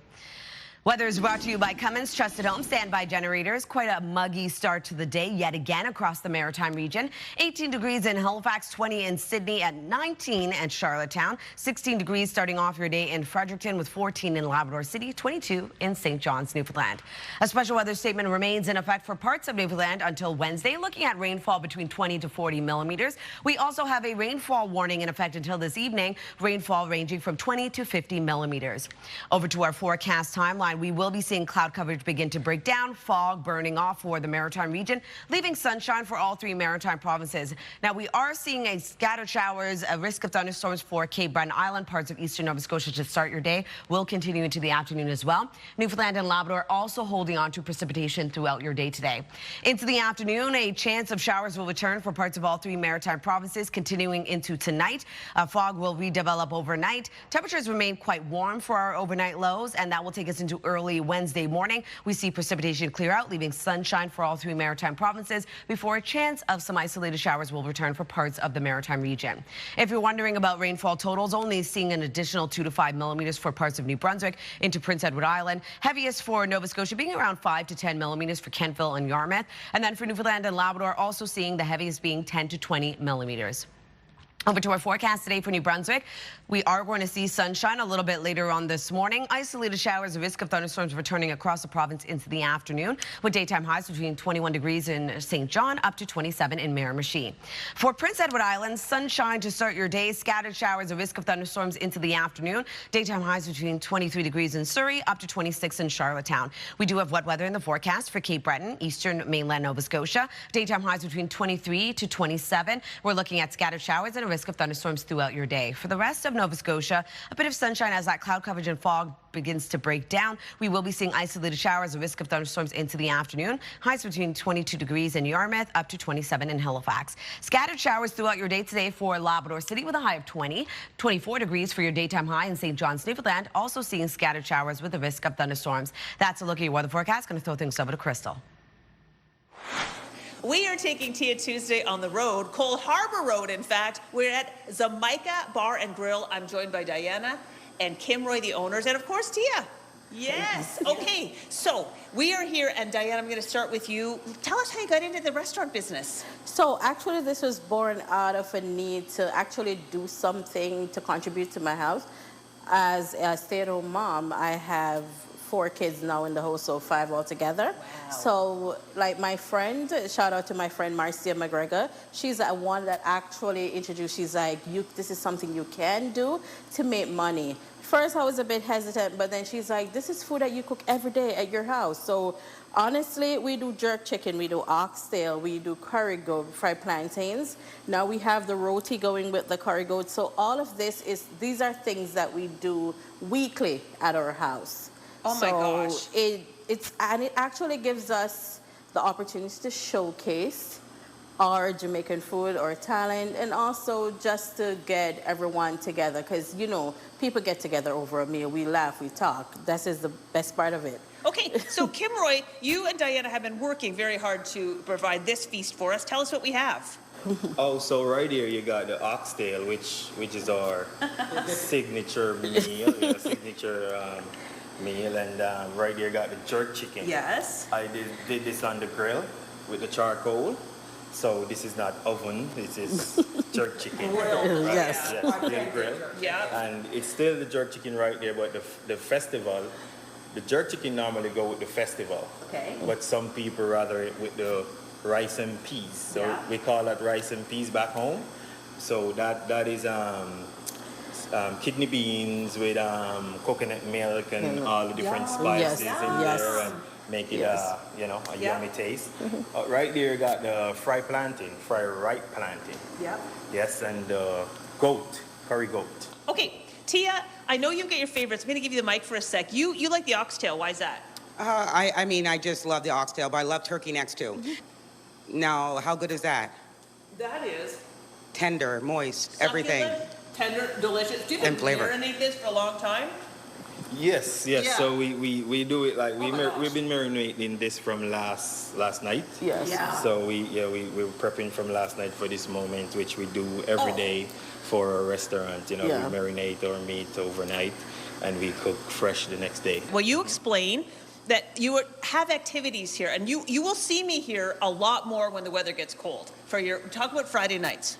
So for Friday night, we normally do karaoke. Yeah. So, you know, as you can see, I got my TV right there, and I set up my laptop and stuff like that, and you know, we do karaoke off the laptop. So I merge it to the TV so people can see what they're singing, you know, and we go from there. So anybody that come in that need to play the games, which is the Ludi game right here, we still got our snake and ladder in the back, you know. So this is a Ludi game where we throw our dice, and you know, if you don't throw 6, you can't make a move.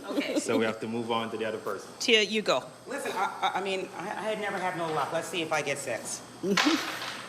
Oh, 5, close. 7. Okay, this looks really, really fun, and you made the board, Kimroy. Shout out to you. Okay, quick couple of things. Tia, I know that you knew Kimroy. You actually, your connection to this restaurant, Well, I would say, like, knowing Kimroy since, I think it's 2013, for me, this restaurant is a big thing because he started here as a farm worker. And to see where he's at today, not many can get here. And he did it. He did it, of course, with his help of his wife, Diana. You know, men are able to do the things they can do with the support of their wife. But honestly, I'm very proud, and you know, I'm really excited to have them on the show because this is it. This is what we do. Well, I'm going to try a few more things. The Mica is delicious. It's on Cole Harbour Road. You can come. You do catering too. I'm going to give maybe the mic to you, Kimroy, before we go. Maybe I'll try a couple more things. Okay. Yeah, it just. Get a festival. Yeah. Okay, a festival. Yeah, the food is really, really good, and I just wanted to know if people are coming here for the first time, you're going to make them feel very welcome, right? For sure. Well, to be honest, she's the cook, to be honest. I'm just a supporter. She wanted to do this. You know, I make sure that she got all her equipment that she needed, you know, to make this happen. So I'm just the supporter. Thank you so much. Thank you. What you've got, I can try it. Thank you. So Mica, Cole Harbour Road. All right, I'm going to go find those leftovers here now.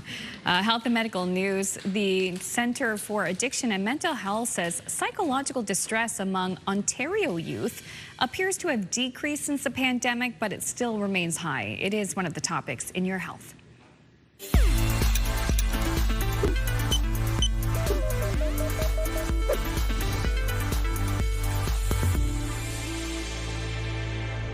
CAMH surveyed young people in middle and high school in Ontario. It found 46% reported a moderate to serious level of psychological distress in 2025.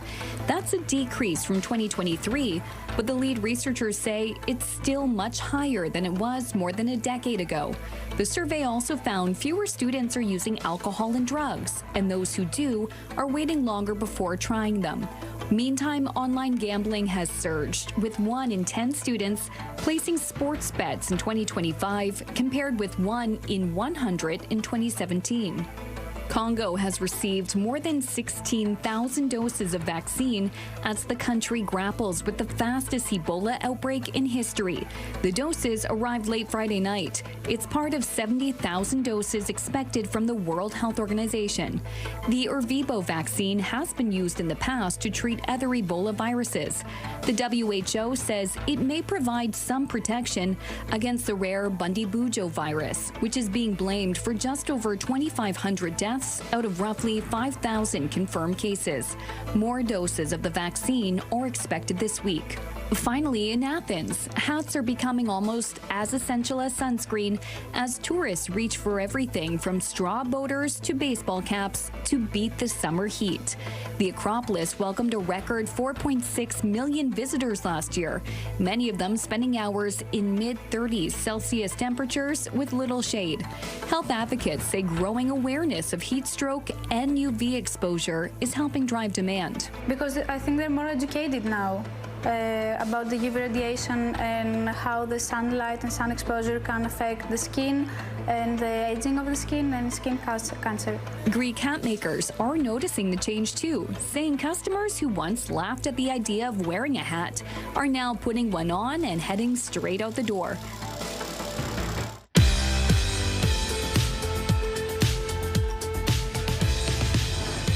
We'd like to introduce you to the Maritimers who are marking milestones today. It's a 60th anniversary for Shirley and Brian Bishop of Hantsport, Nova Scotia. Congratulations, you two. Looking good in blue. And it's the 64th anniversary for Lester and Mary Fall of Charlottetown. 64 years. Congrats. Incredible. Happy anniversary. It's also a 70th anniversary for Merrill and Elaine Daniels of Pleasantville, Nova Scotia. Happy anniversary. Anniversary, 70 years. Wow, what an accomplishment. Incredible. And to see your milestone again or to find out how to submit one, visit our website by scanning the QR code on your screen. And a reminder that milestones must be received 2 weeks in advance. A BC diver is sharing some incredible video of a rare encounter under the waves off the BC coast. Apparently, he went looking for octopus, but came very close to a much larger resident of the deep. Here's CTV's Shannon Patterson. When Vancouver Island dive master Carl Sorensen went looking for giant Pacific octopus in the waters of Parksville Monday afternoon. This was not on my bingo card that day. It was not something I expected to turn and see coming right at me. It was a blunt-nosed 6-gill shark that Sorensen estimated to be 10 to 12 feet long. They're actually a pretty common shark in our waters, but because they're a deep water shark, we rarely ever see them. The rare encounter startled the veteran underwater videographer. I turned around, I kind of swung my flashlight out on the sand in the dark water, and she was coming at me with her mouth wide open, like 5 feet away. So I screamed in my regulator and kind of shifted. I couldn't believe what I was seeing at first, but then I remembered I had my camera and I had to hit record. Sorensen kept his distance and recorded the shark with his zoom lens. It was a pretty gentle giant. Once it came and checked me out and realized that either A, I wasn't food, or B, I couldn't fit in her mouth, she just kind of swam by me and continued on doing what she was doing. The shark was swimming at a depth of around 100 feet. But from what I know, in the summertime, they come into shallower waters to mate and give birth. So I'm not sure if that's what she was up to, but she was definitely in shallower water than normal. The underwater encounter lasted about 3 minutes. When she left and I started swimming away, I'm not going to lie, I kept looking over my shoulder just to make sure that, she didn't think I was prey or something. Sorensen has nearly 1,200 dives under his belt, most of them with giant Pacific octopus. But this one? So far, that's the top of my list. That's the pinnacle of diving here, if you can see a shark. Shannon Patterson, CTV News, Vancouver.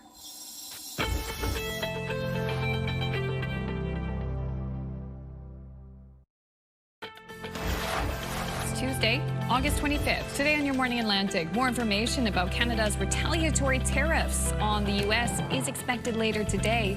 Your top news headlines in just a few moments. And back to school tech. The latest items to make September's transition smoother for families and students alike. That and more coming up in this half hour on the Tuesday edition of Your Morning Atlantic.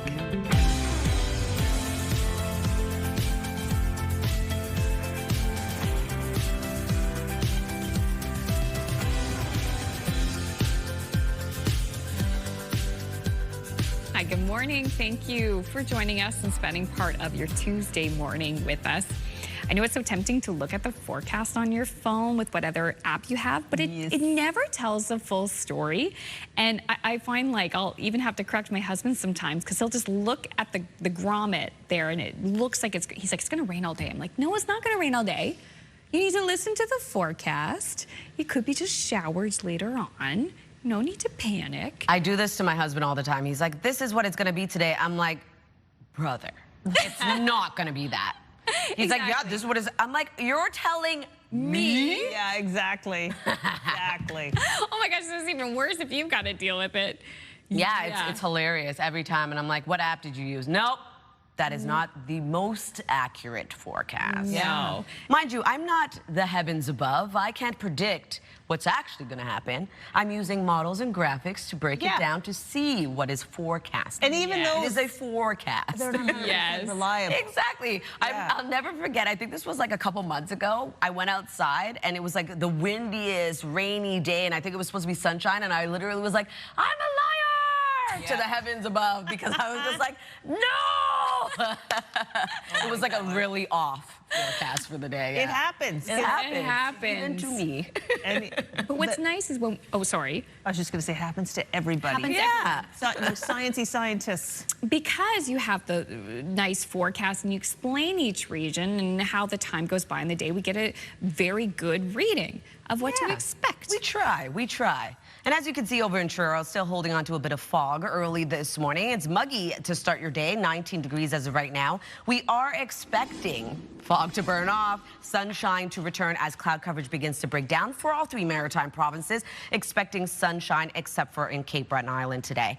20 degrees to start your day in Sydney with 18 in Halifax, 19 in Charlottetown, 15 degrees over in Bathurst with 14 degrees in Labrador City. Quite warm to start your day in St. John's, Newfoundland at 23. A special weather statement remains in place for parts of Newfoundland until Wednesday, with a rainfall warning as well until this evening. So scattered showers expected with the risk of thunderstorms starting off your day for much of Cape Breton Island, parts of eastern Nova Scotia. Newfoundland, Labrador also dealing with some lighter shower activity picking up into this afternoon. Now, later this morning, we are expecting sunshine for the maritime region with a chance of showers returning late into the afternoon.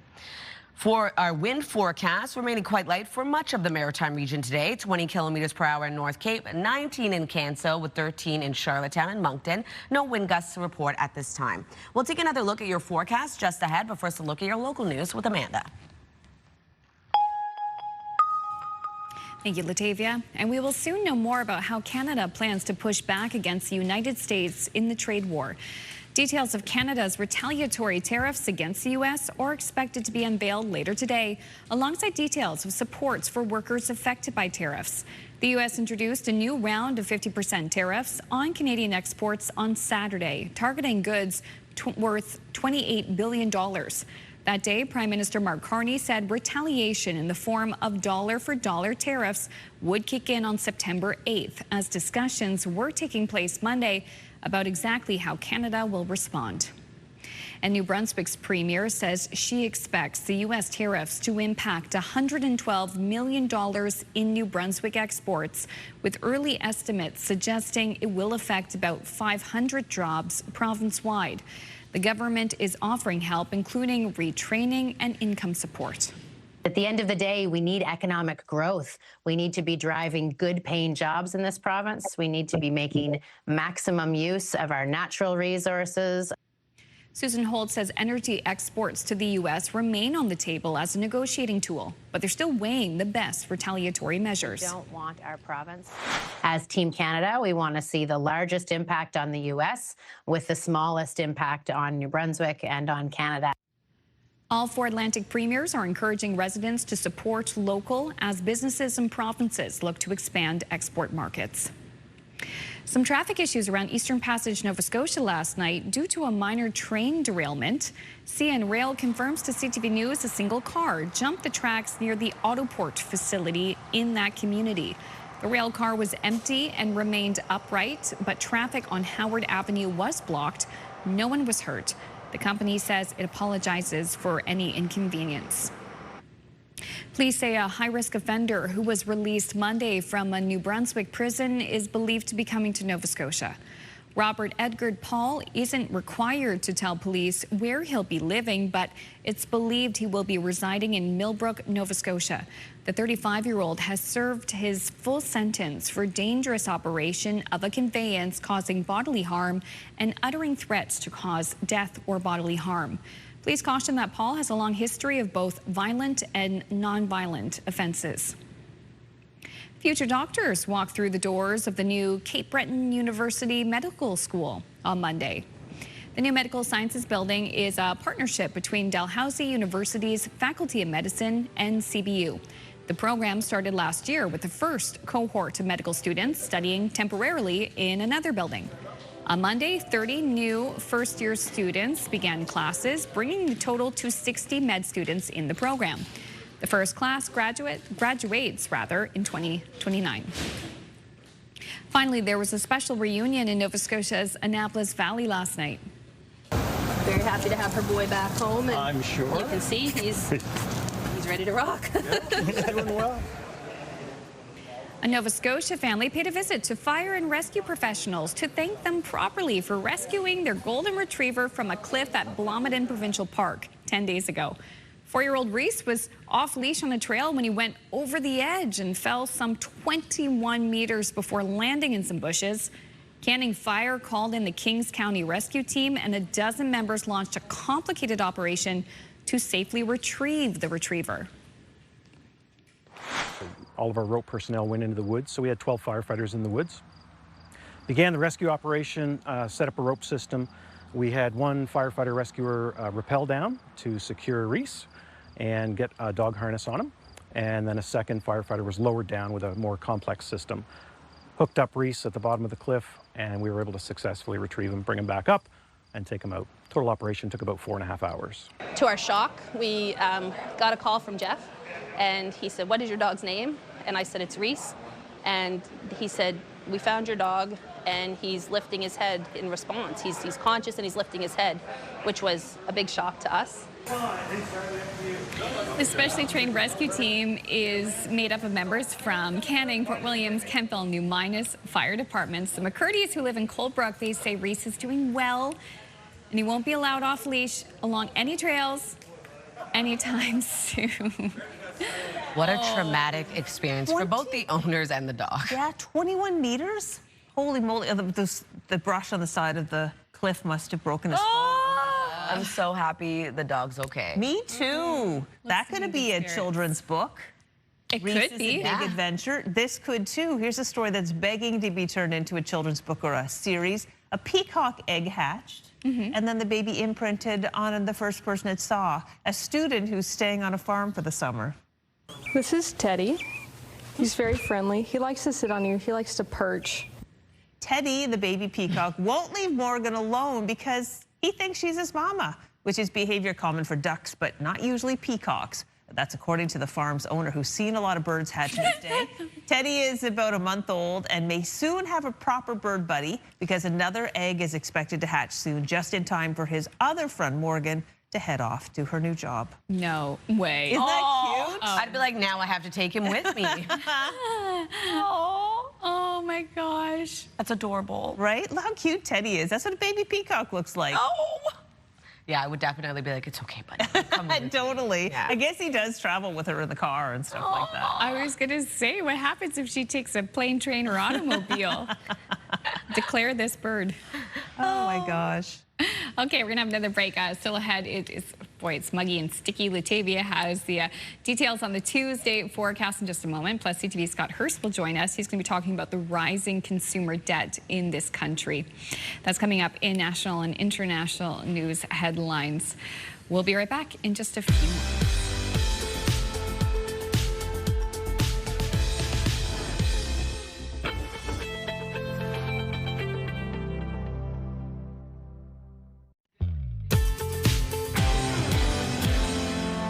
Good morning and welcome back. The time now is 8:13. We're taking a live look at a cloudy, foggy start to the day in Bedeque.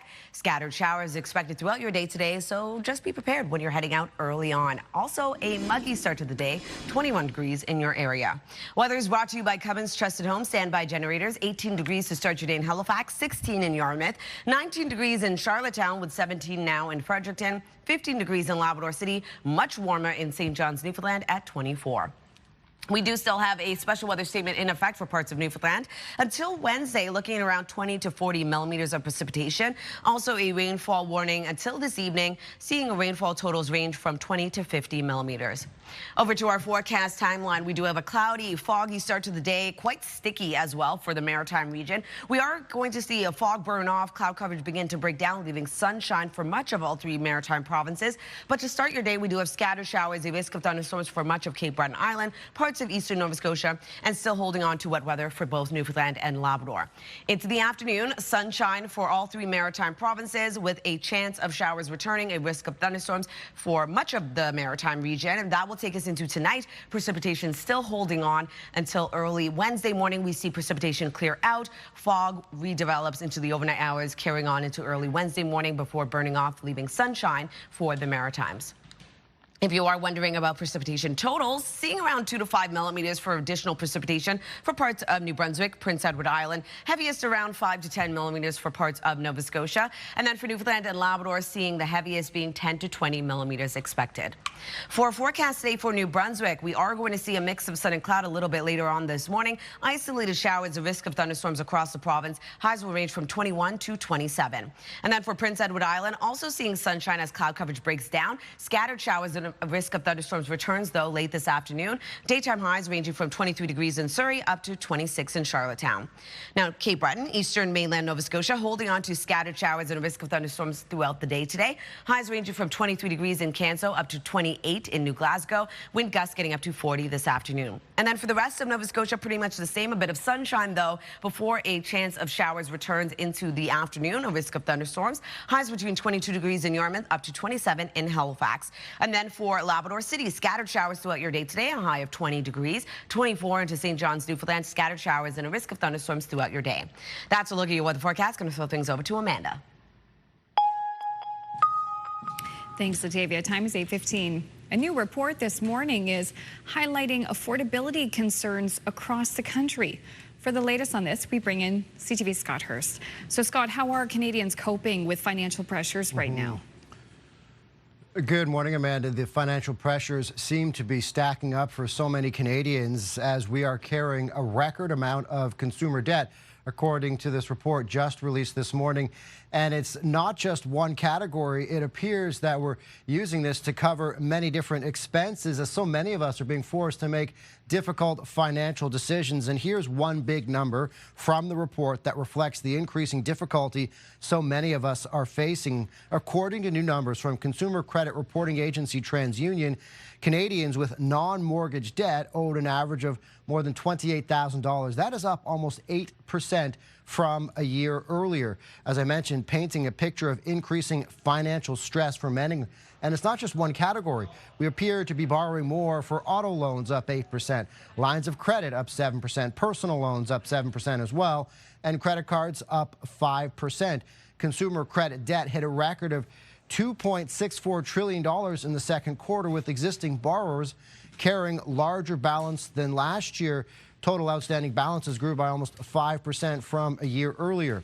Now, borrowing growth was strongest among consumers with the highest and lowest credit profiles. And so according to the report, that shows households expanded borrowing from either a position of strength or many others relying heavily on credit, Amanda, just to manage ongoing financial pressures and continue to be able to cover all of our expenses. Significant numbers, and I'm sure not a shock to many Canadians. How are financial pressures impacting new mortgages and home buying? Yeah, you mentioned not a shock to many Canadians, as so many of us have been feeling the financial pinch and really the affordability crisis that has taken hold for many years now. Now, growth in new mortgages slowed significantly, according to the report from TransUnion, as the price pressures we've been dealing with and detailing are adding up. Affordability challenges, economic uncertainty, and cautious consumer sentiment, it states, appear to be dampening home buying activity despite improving market conditions. New mortgage origination increased only about 8%, and that is well below the double-digit growth seen in recent quarters. Now, at the same time, new home buyers were borrowing less, and that suggests affordability pressures may have pushed some buyers toward lower-priced homes, larger down payments, or more affordable housing markets, Amanda. Okay, Scott, thank you so much for providing the details on this new report this morning. Thanks, Amanda. CTV Scott Hurst reporting live for us from our national newsroom in Toronto. We're going to have another break here on Your Morning Atlantic. Please stay with us when we return. We're talking about back to school tech. That's in just a few moments.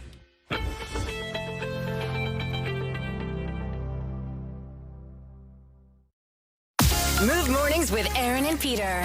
Weekday mornings on Move 100. The most fun in the morning. And home of the $1,000 minute. Only on Move 100 Halifax. Welcome back. It's 8:22. There's no doubt back to school season is always such a busy time of the year as parents and caregivers make plans for a smooth transition into September. Mom and tech expert Amber Mack joins us with some tech tips for students and the whole family. Good morning, Amber. Good morning. Thank you so much for having me. Such a pleasure to have you here. You always offer great advice. Let's start off with printing. I understand that that's always a big issue for families, especially with those last night projects we get told about at 9 o'clock at night.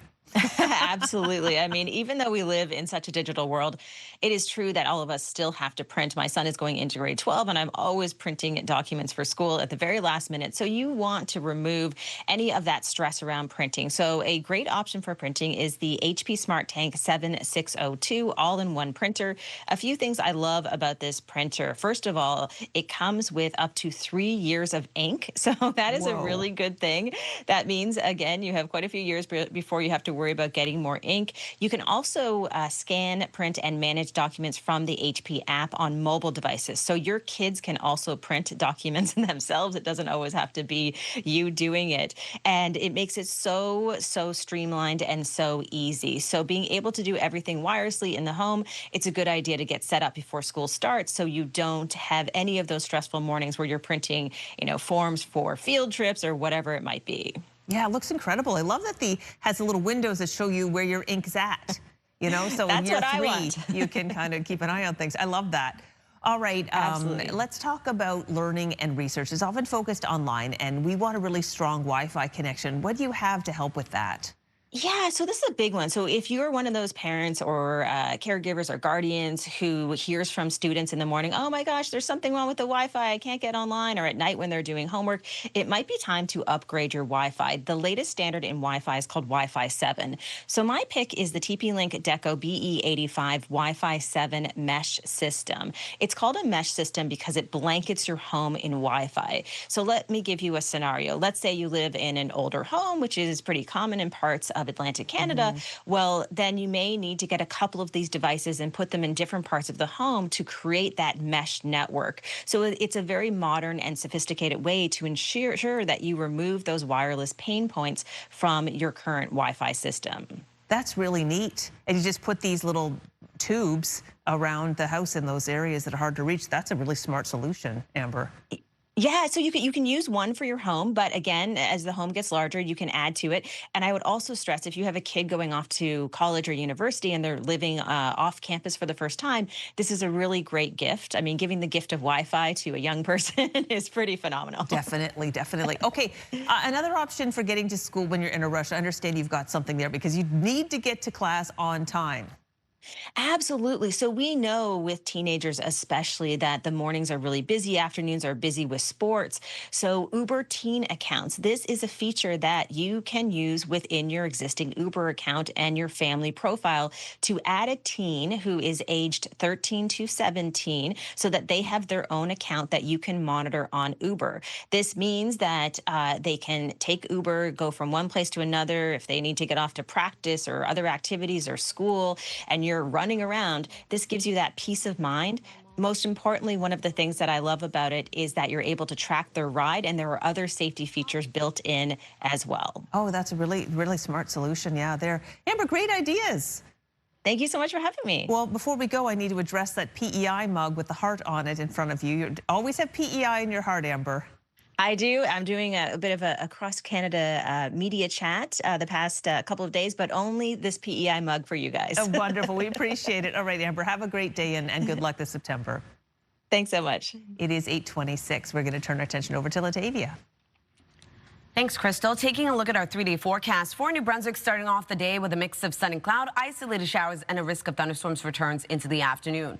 On Wednesday, 26 with mainly sunny skies, and sunshine remains in the forecast on Thursday, yet again a high of 26. For Nova Scotia, looking at a bit of sunshine for parts of the province before a chance of showers or risk of thunderstorms returns into the afternoon. On Wednesday, isolated showers expected for mainland Nova Scotia into Cape Breton Island as well into the afternoon, a high of 24. 25 degrees on Thursday with a mix of sun and cloud. For Prince Edward Island, 25 degrees today, a sunshine before scattered showers and a risk of thunderstorms returns. 23 on Wednesday with mainly sunny skies, warming up to 27 on Thursday with a mix of sun and cloud.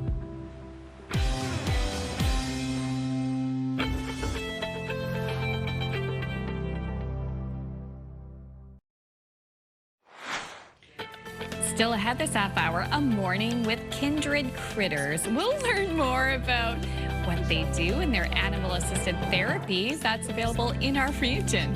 Oh, it's already working. That's coming up in 15 minutes in Pet Talk.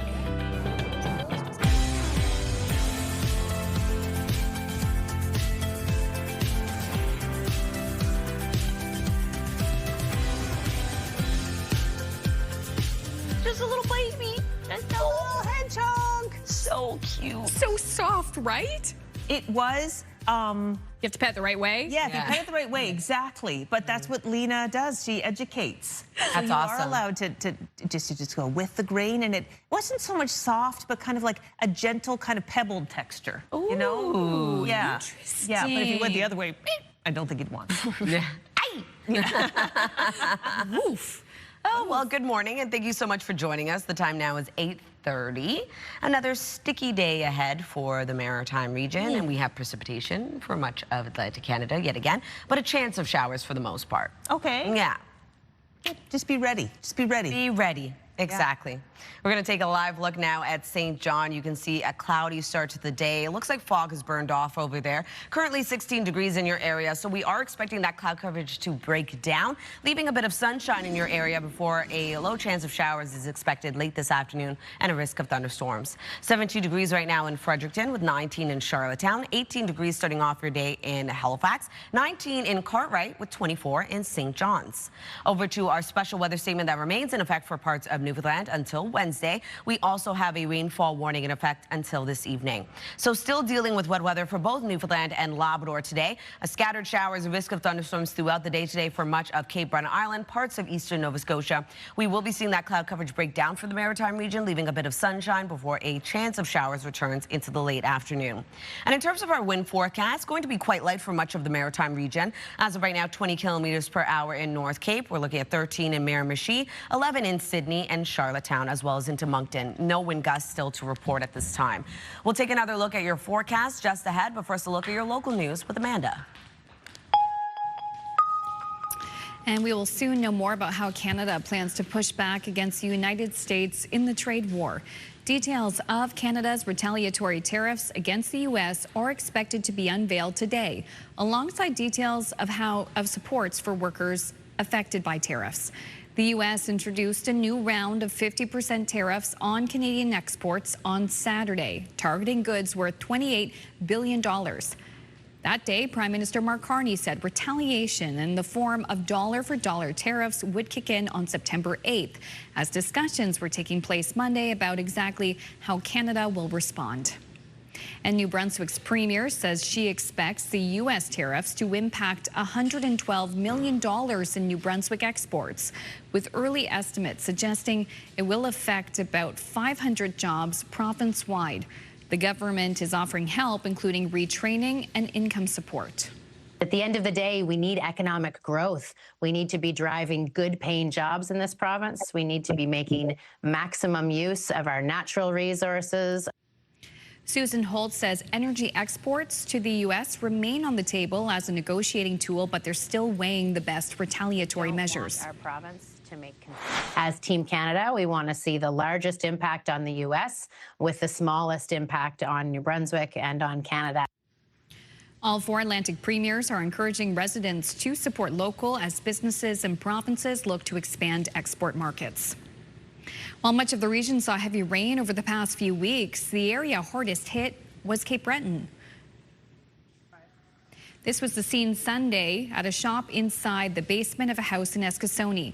On Monday, people were still showing up with buckets, shop vacs, and dehumidifiers to help with the cleanup. The store owner says they managed to save most of the inventory, but the floors will likely have to be replaced.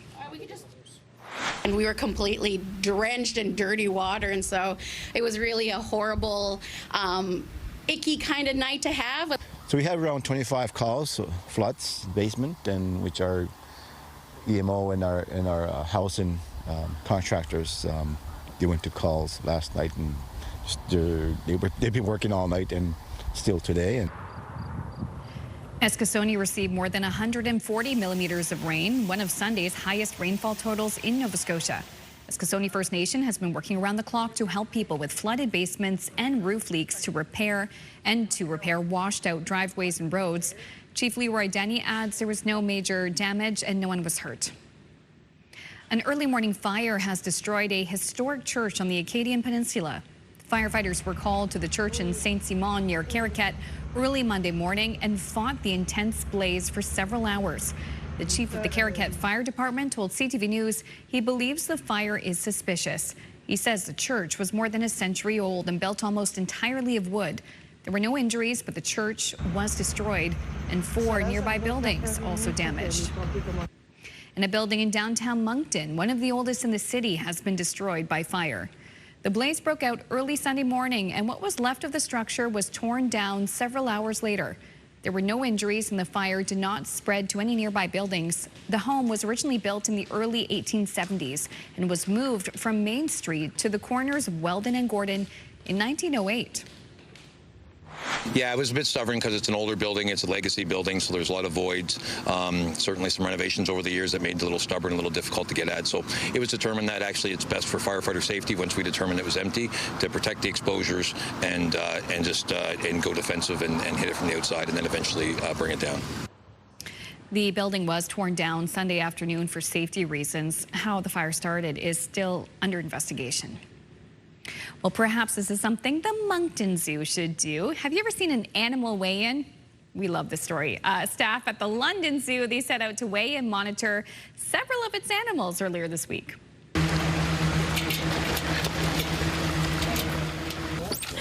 Now, the trick is getting them to stay still on the scale. Whoa. Yeah. That leaf bug. Oh, hi. Big and small. Yeah. Penguins, monkeys, squirrels, all weighed by staff. Officials say the annual check-in, it allows for the monitoring of each animal's health, development, and possible pregnancies.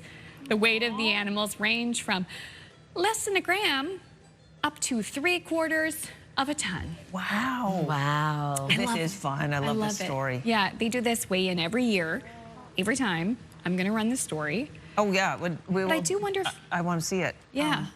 I wonder if There's the Moncton hundreds Zoo of does animals. it. The monkeys, you said? No, the Moncton Zoo, if they do that. Oh, that would be fun. It would be really exciting. That's really cool. He's like, okay, I'll stand here. He's like, okay, I'll have a treat. It might impact my weight a little bit, but I don't care. Love that. So cute. All right, we're going to talk about some events taking place in our neck of the woods with the community calendar. The Crank Works Summer Series returns to Sugarloaf Bike Park this week. From Thursday, August 27th until August 30th, you can enjoy nonstop mountain biking and trailside fun. There will be competitions for all categories and for all ages, live music and fun games with plenty to experience for both participants and onlookers. And the wonder of it all continues to take the stage this week at the Victoria Playhouse. From August 27th until the 30th, you can come out and watch the sharp contemporary romantic comedy. The show starts at 7:30 p.m. For tickets, head over to the website on your screen. And the Textiles and Treasures Trail is a self-guided summer tour that continues along Nova Scotia's scenic North Shore. You can explore unique collections of studios, farm shops, and local businesses, with each stop a treasure within itself. So while discovering wool, fabrics, handcrafted textiles, pottery, while meeting the makers behind these incredible companies, you will pick up a trail passport and stamp your way to summer memories and prizes. To learn more about the trail, head over to the website on your screen. This sounds so cool. It does. And if you do have an upcoming event, send us the details. We'd love to promote it on our community calendar. Send it to yourmorningatlantic@ctv.ca. All right, thanks, Latavia. We showed you some of the animals being weighed at the London Zoo, but now we're going to focus on some local critters. We're going to meet the adorable animals behind a new assisted therapy organization, Kindred Critters. How much does this one weigh? Oh, the story, whoa, in just a few moments.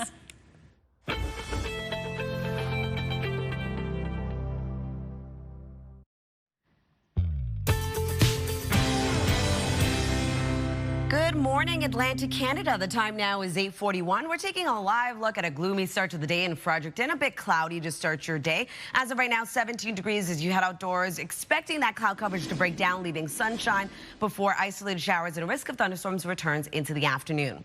Weather is brought to you by Cummins Trusted Home Standby Generators. Still feeling a bit muggy for the Maritime region to start your day. 19 degrees in both Halifax and Charlottetown. 15 degrees in Labrador City. 21 in Corner Brook and 24 in St. John's, Newfoundland. Holding on to that special weather statement in Newfoundland until Wednesday, looking at rainfall ranging from 20 to 40 millimeters. We also have that rainfall warning still remaining until this evening. Rainfall totals ranging from 20 to 50 millimeters. Over to our forecast timeline. A bit of cloud coverage still early this morning. Some fog still remaining for the Maritime region. Expecting a lot of that fog to burn off. That cloud coverage to break down, leaving sunshine for all 3 Maritime provinces. Scattered showers is expected with a risk of thunderstorms across much of Cape Breton Island, parts of eastern Nova Scotia. Newfoundland, Labrador still dealing with shower activity as well. And then into the Maritime region late this afternoon, we expect a chance of showers to return to all 3 Maritime provinces.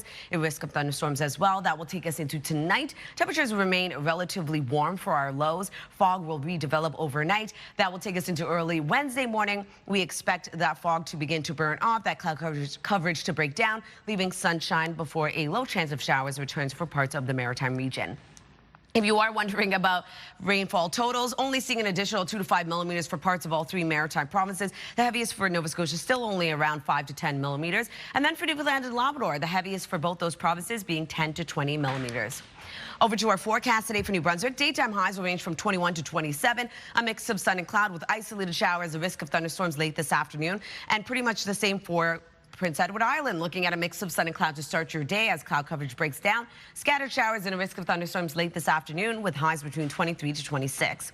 For Cape Breton, eastern Nova Scotia, holding on to a chance of showers, a risk of thunderstorms throughout your day today. Wind picking up this afternoon with wind gusts of 40 and highs between 23 to 28. For the rest of Nova Scotia, a mix of sun and cloud as that cloud coverage begins to break down. Isolated showers, a risk of thunderstorms into the late afternoon with highs between 22 degrees in Yarmouth up to 27 in Halifax. And then for Labrador City, 20 degrees today with scattered showers throughout your day, and 24 for St. John's, Newfoundland, scattered showers and a risk of thunderstorms expected. That's a look at your weather forecast. Going to throw things over to Crystal. Everything in this segment is going to go to the birds, particularly Daisy the bird, in the best way possible. I'm joined by Daisy's owner and handler, Lena Andriani, and it's such a pleasure to spend some time with you today, Lena. Yeah, thanks for having me out. So you run an educational business with animals like Daisy called Kindred Critters. Tell us a little bit about what you do. Yeah, so I've got all these critters. They've all been rescued or rehomed animals, and I wanted to have all these animals not just for myself, but to share them with many, many people and to talk about them, teach people all about them. So I take my critters around to all kinds of events. It could be a birthday party. I love going to nursing homes, to schools and libraries, and I share my animals with people and educate. So you're always going to learn something new. Yes. Why are you so passionate about sharing this with people of all ages? Because animals are awesome, and it's sort of my way of sort of doing conservation work. So by teaching people about animals, the joy and the wonder of them and how cool they are, and also letting people see them up close, see their beauty, and get an interaction where you kind of get a personal feeling with that interaction. Now you're going to care a little bit more about parrots like Daisy. She is gorgeous. She's lovely. I would love to meet another animal. Yeah, for sure. I can go grab them. Next up is Hilda, a ball of laughs, a ball of fun. She is the cutest hedgehog I've ever seen, Lena. Yeah, she is an African pygmy hedgehog. So this is the only species of hedgehog that you're legally allowed to have as a pet in Nova Scotia specifically. Here are her feet. She's showing you her little fuzzy belly there. Now when they are sleeping or scared, they do roll into that little ball, but now she's awake and she wants to say hello. And you can give her a pat down the back there, and those quills just kind of feel like toothpicks. So if you just go down in the direction direction of the tail, you won't get poked. But if she were to get scared, or if you went the opposite direction, you would feel the ends of those quills there. I'll turn her around for you. Oh my gosh. I know that this is a moving experience. Obviously, children at schools or at, clubs love to interact with the creatures, but tell me a story about how this is a very moving experience for seniors. A moment that I had while working in Ontario doing this kind of stuff, there was a senior who he really didn't seem interested in most of the critters, but then I brought out a bunny and he immediately started talking, and it was extra moving for me. It was an Italian man, and I am half Italian myself, and so I could actually understand a bit of what he was saying, but he just started immediately talking and reminiscing about how he used to have rabbits growing up. And all of the staff members were shocked that this man that usually is a little bit grumpy, a little quiet, he just lit right up and started telling me, this person he's never met, but he pet the bunny and was talking about how he had bunnies when he was a kid. All right, we have one more creature to meet today, although I know that your shows have several creatures. Yes. One more to meet today, and this one might be a challenge for some people. Yes. All right, get ready to meet Versace. Latavia, this is a designer snake. She is gorgeous. So this is a very beautiful girl. What kind of snake is this, Lena? So she's a red-tailed boa. Now, she's not the natural coloration. Red-tailed boas in the wild would have red tails. Of course, you can see she's melanistic, so she's all black. But not only that, she's also iridescent. So you may notice that there are some rainbows shining off of her. So she is a very, very fancy snake, designer snake for sure. Now, just like all of my critters, she was a rehomed animal. So the person that had her was originally going to breed her, and then they decided there's not really a market for that, and they decided to rehome her. And I'm so grateful because she is such a beautiful, beautiful special snake. She is gorgeous, but I have to say I am a snake lover, but I even had pause because she's such a big snake. She is big. She's still actually growing. She's only about 3 or 4 years old, so she'll get a bit larger, but she is certainly already about 6 feet. If you'd like, you can pet her down the body there. Okay. If you'd like, you can also hold this sort of section of her. I'll hold this section here. Holy moly. She's heavy. Wow, I'm gonna use 2 hands. This is a powerful creature. She is. Powerful She's creature. about 11 pounds now, but she'll get to be a little bit larger. She is a female, so she'll get a bit bigger even. But she's very beautiful. She's very healthy.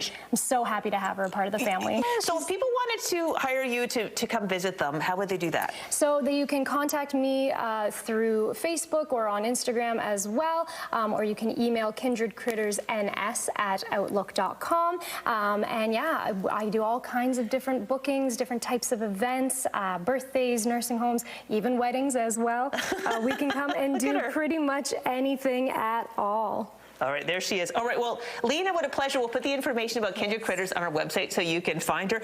Thank you so much for coming. Yes, no problem. And to you, Versace, I say thanks.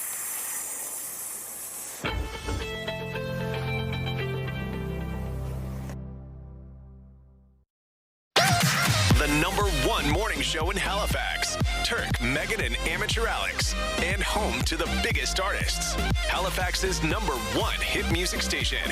101.3 Virgin Radio.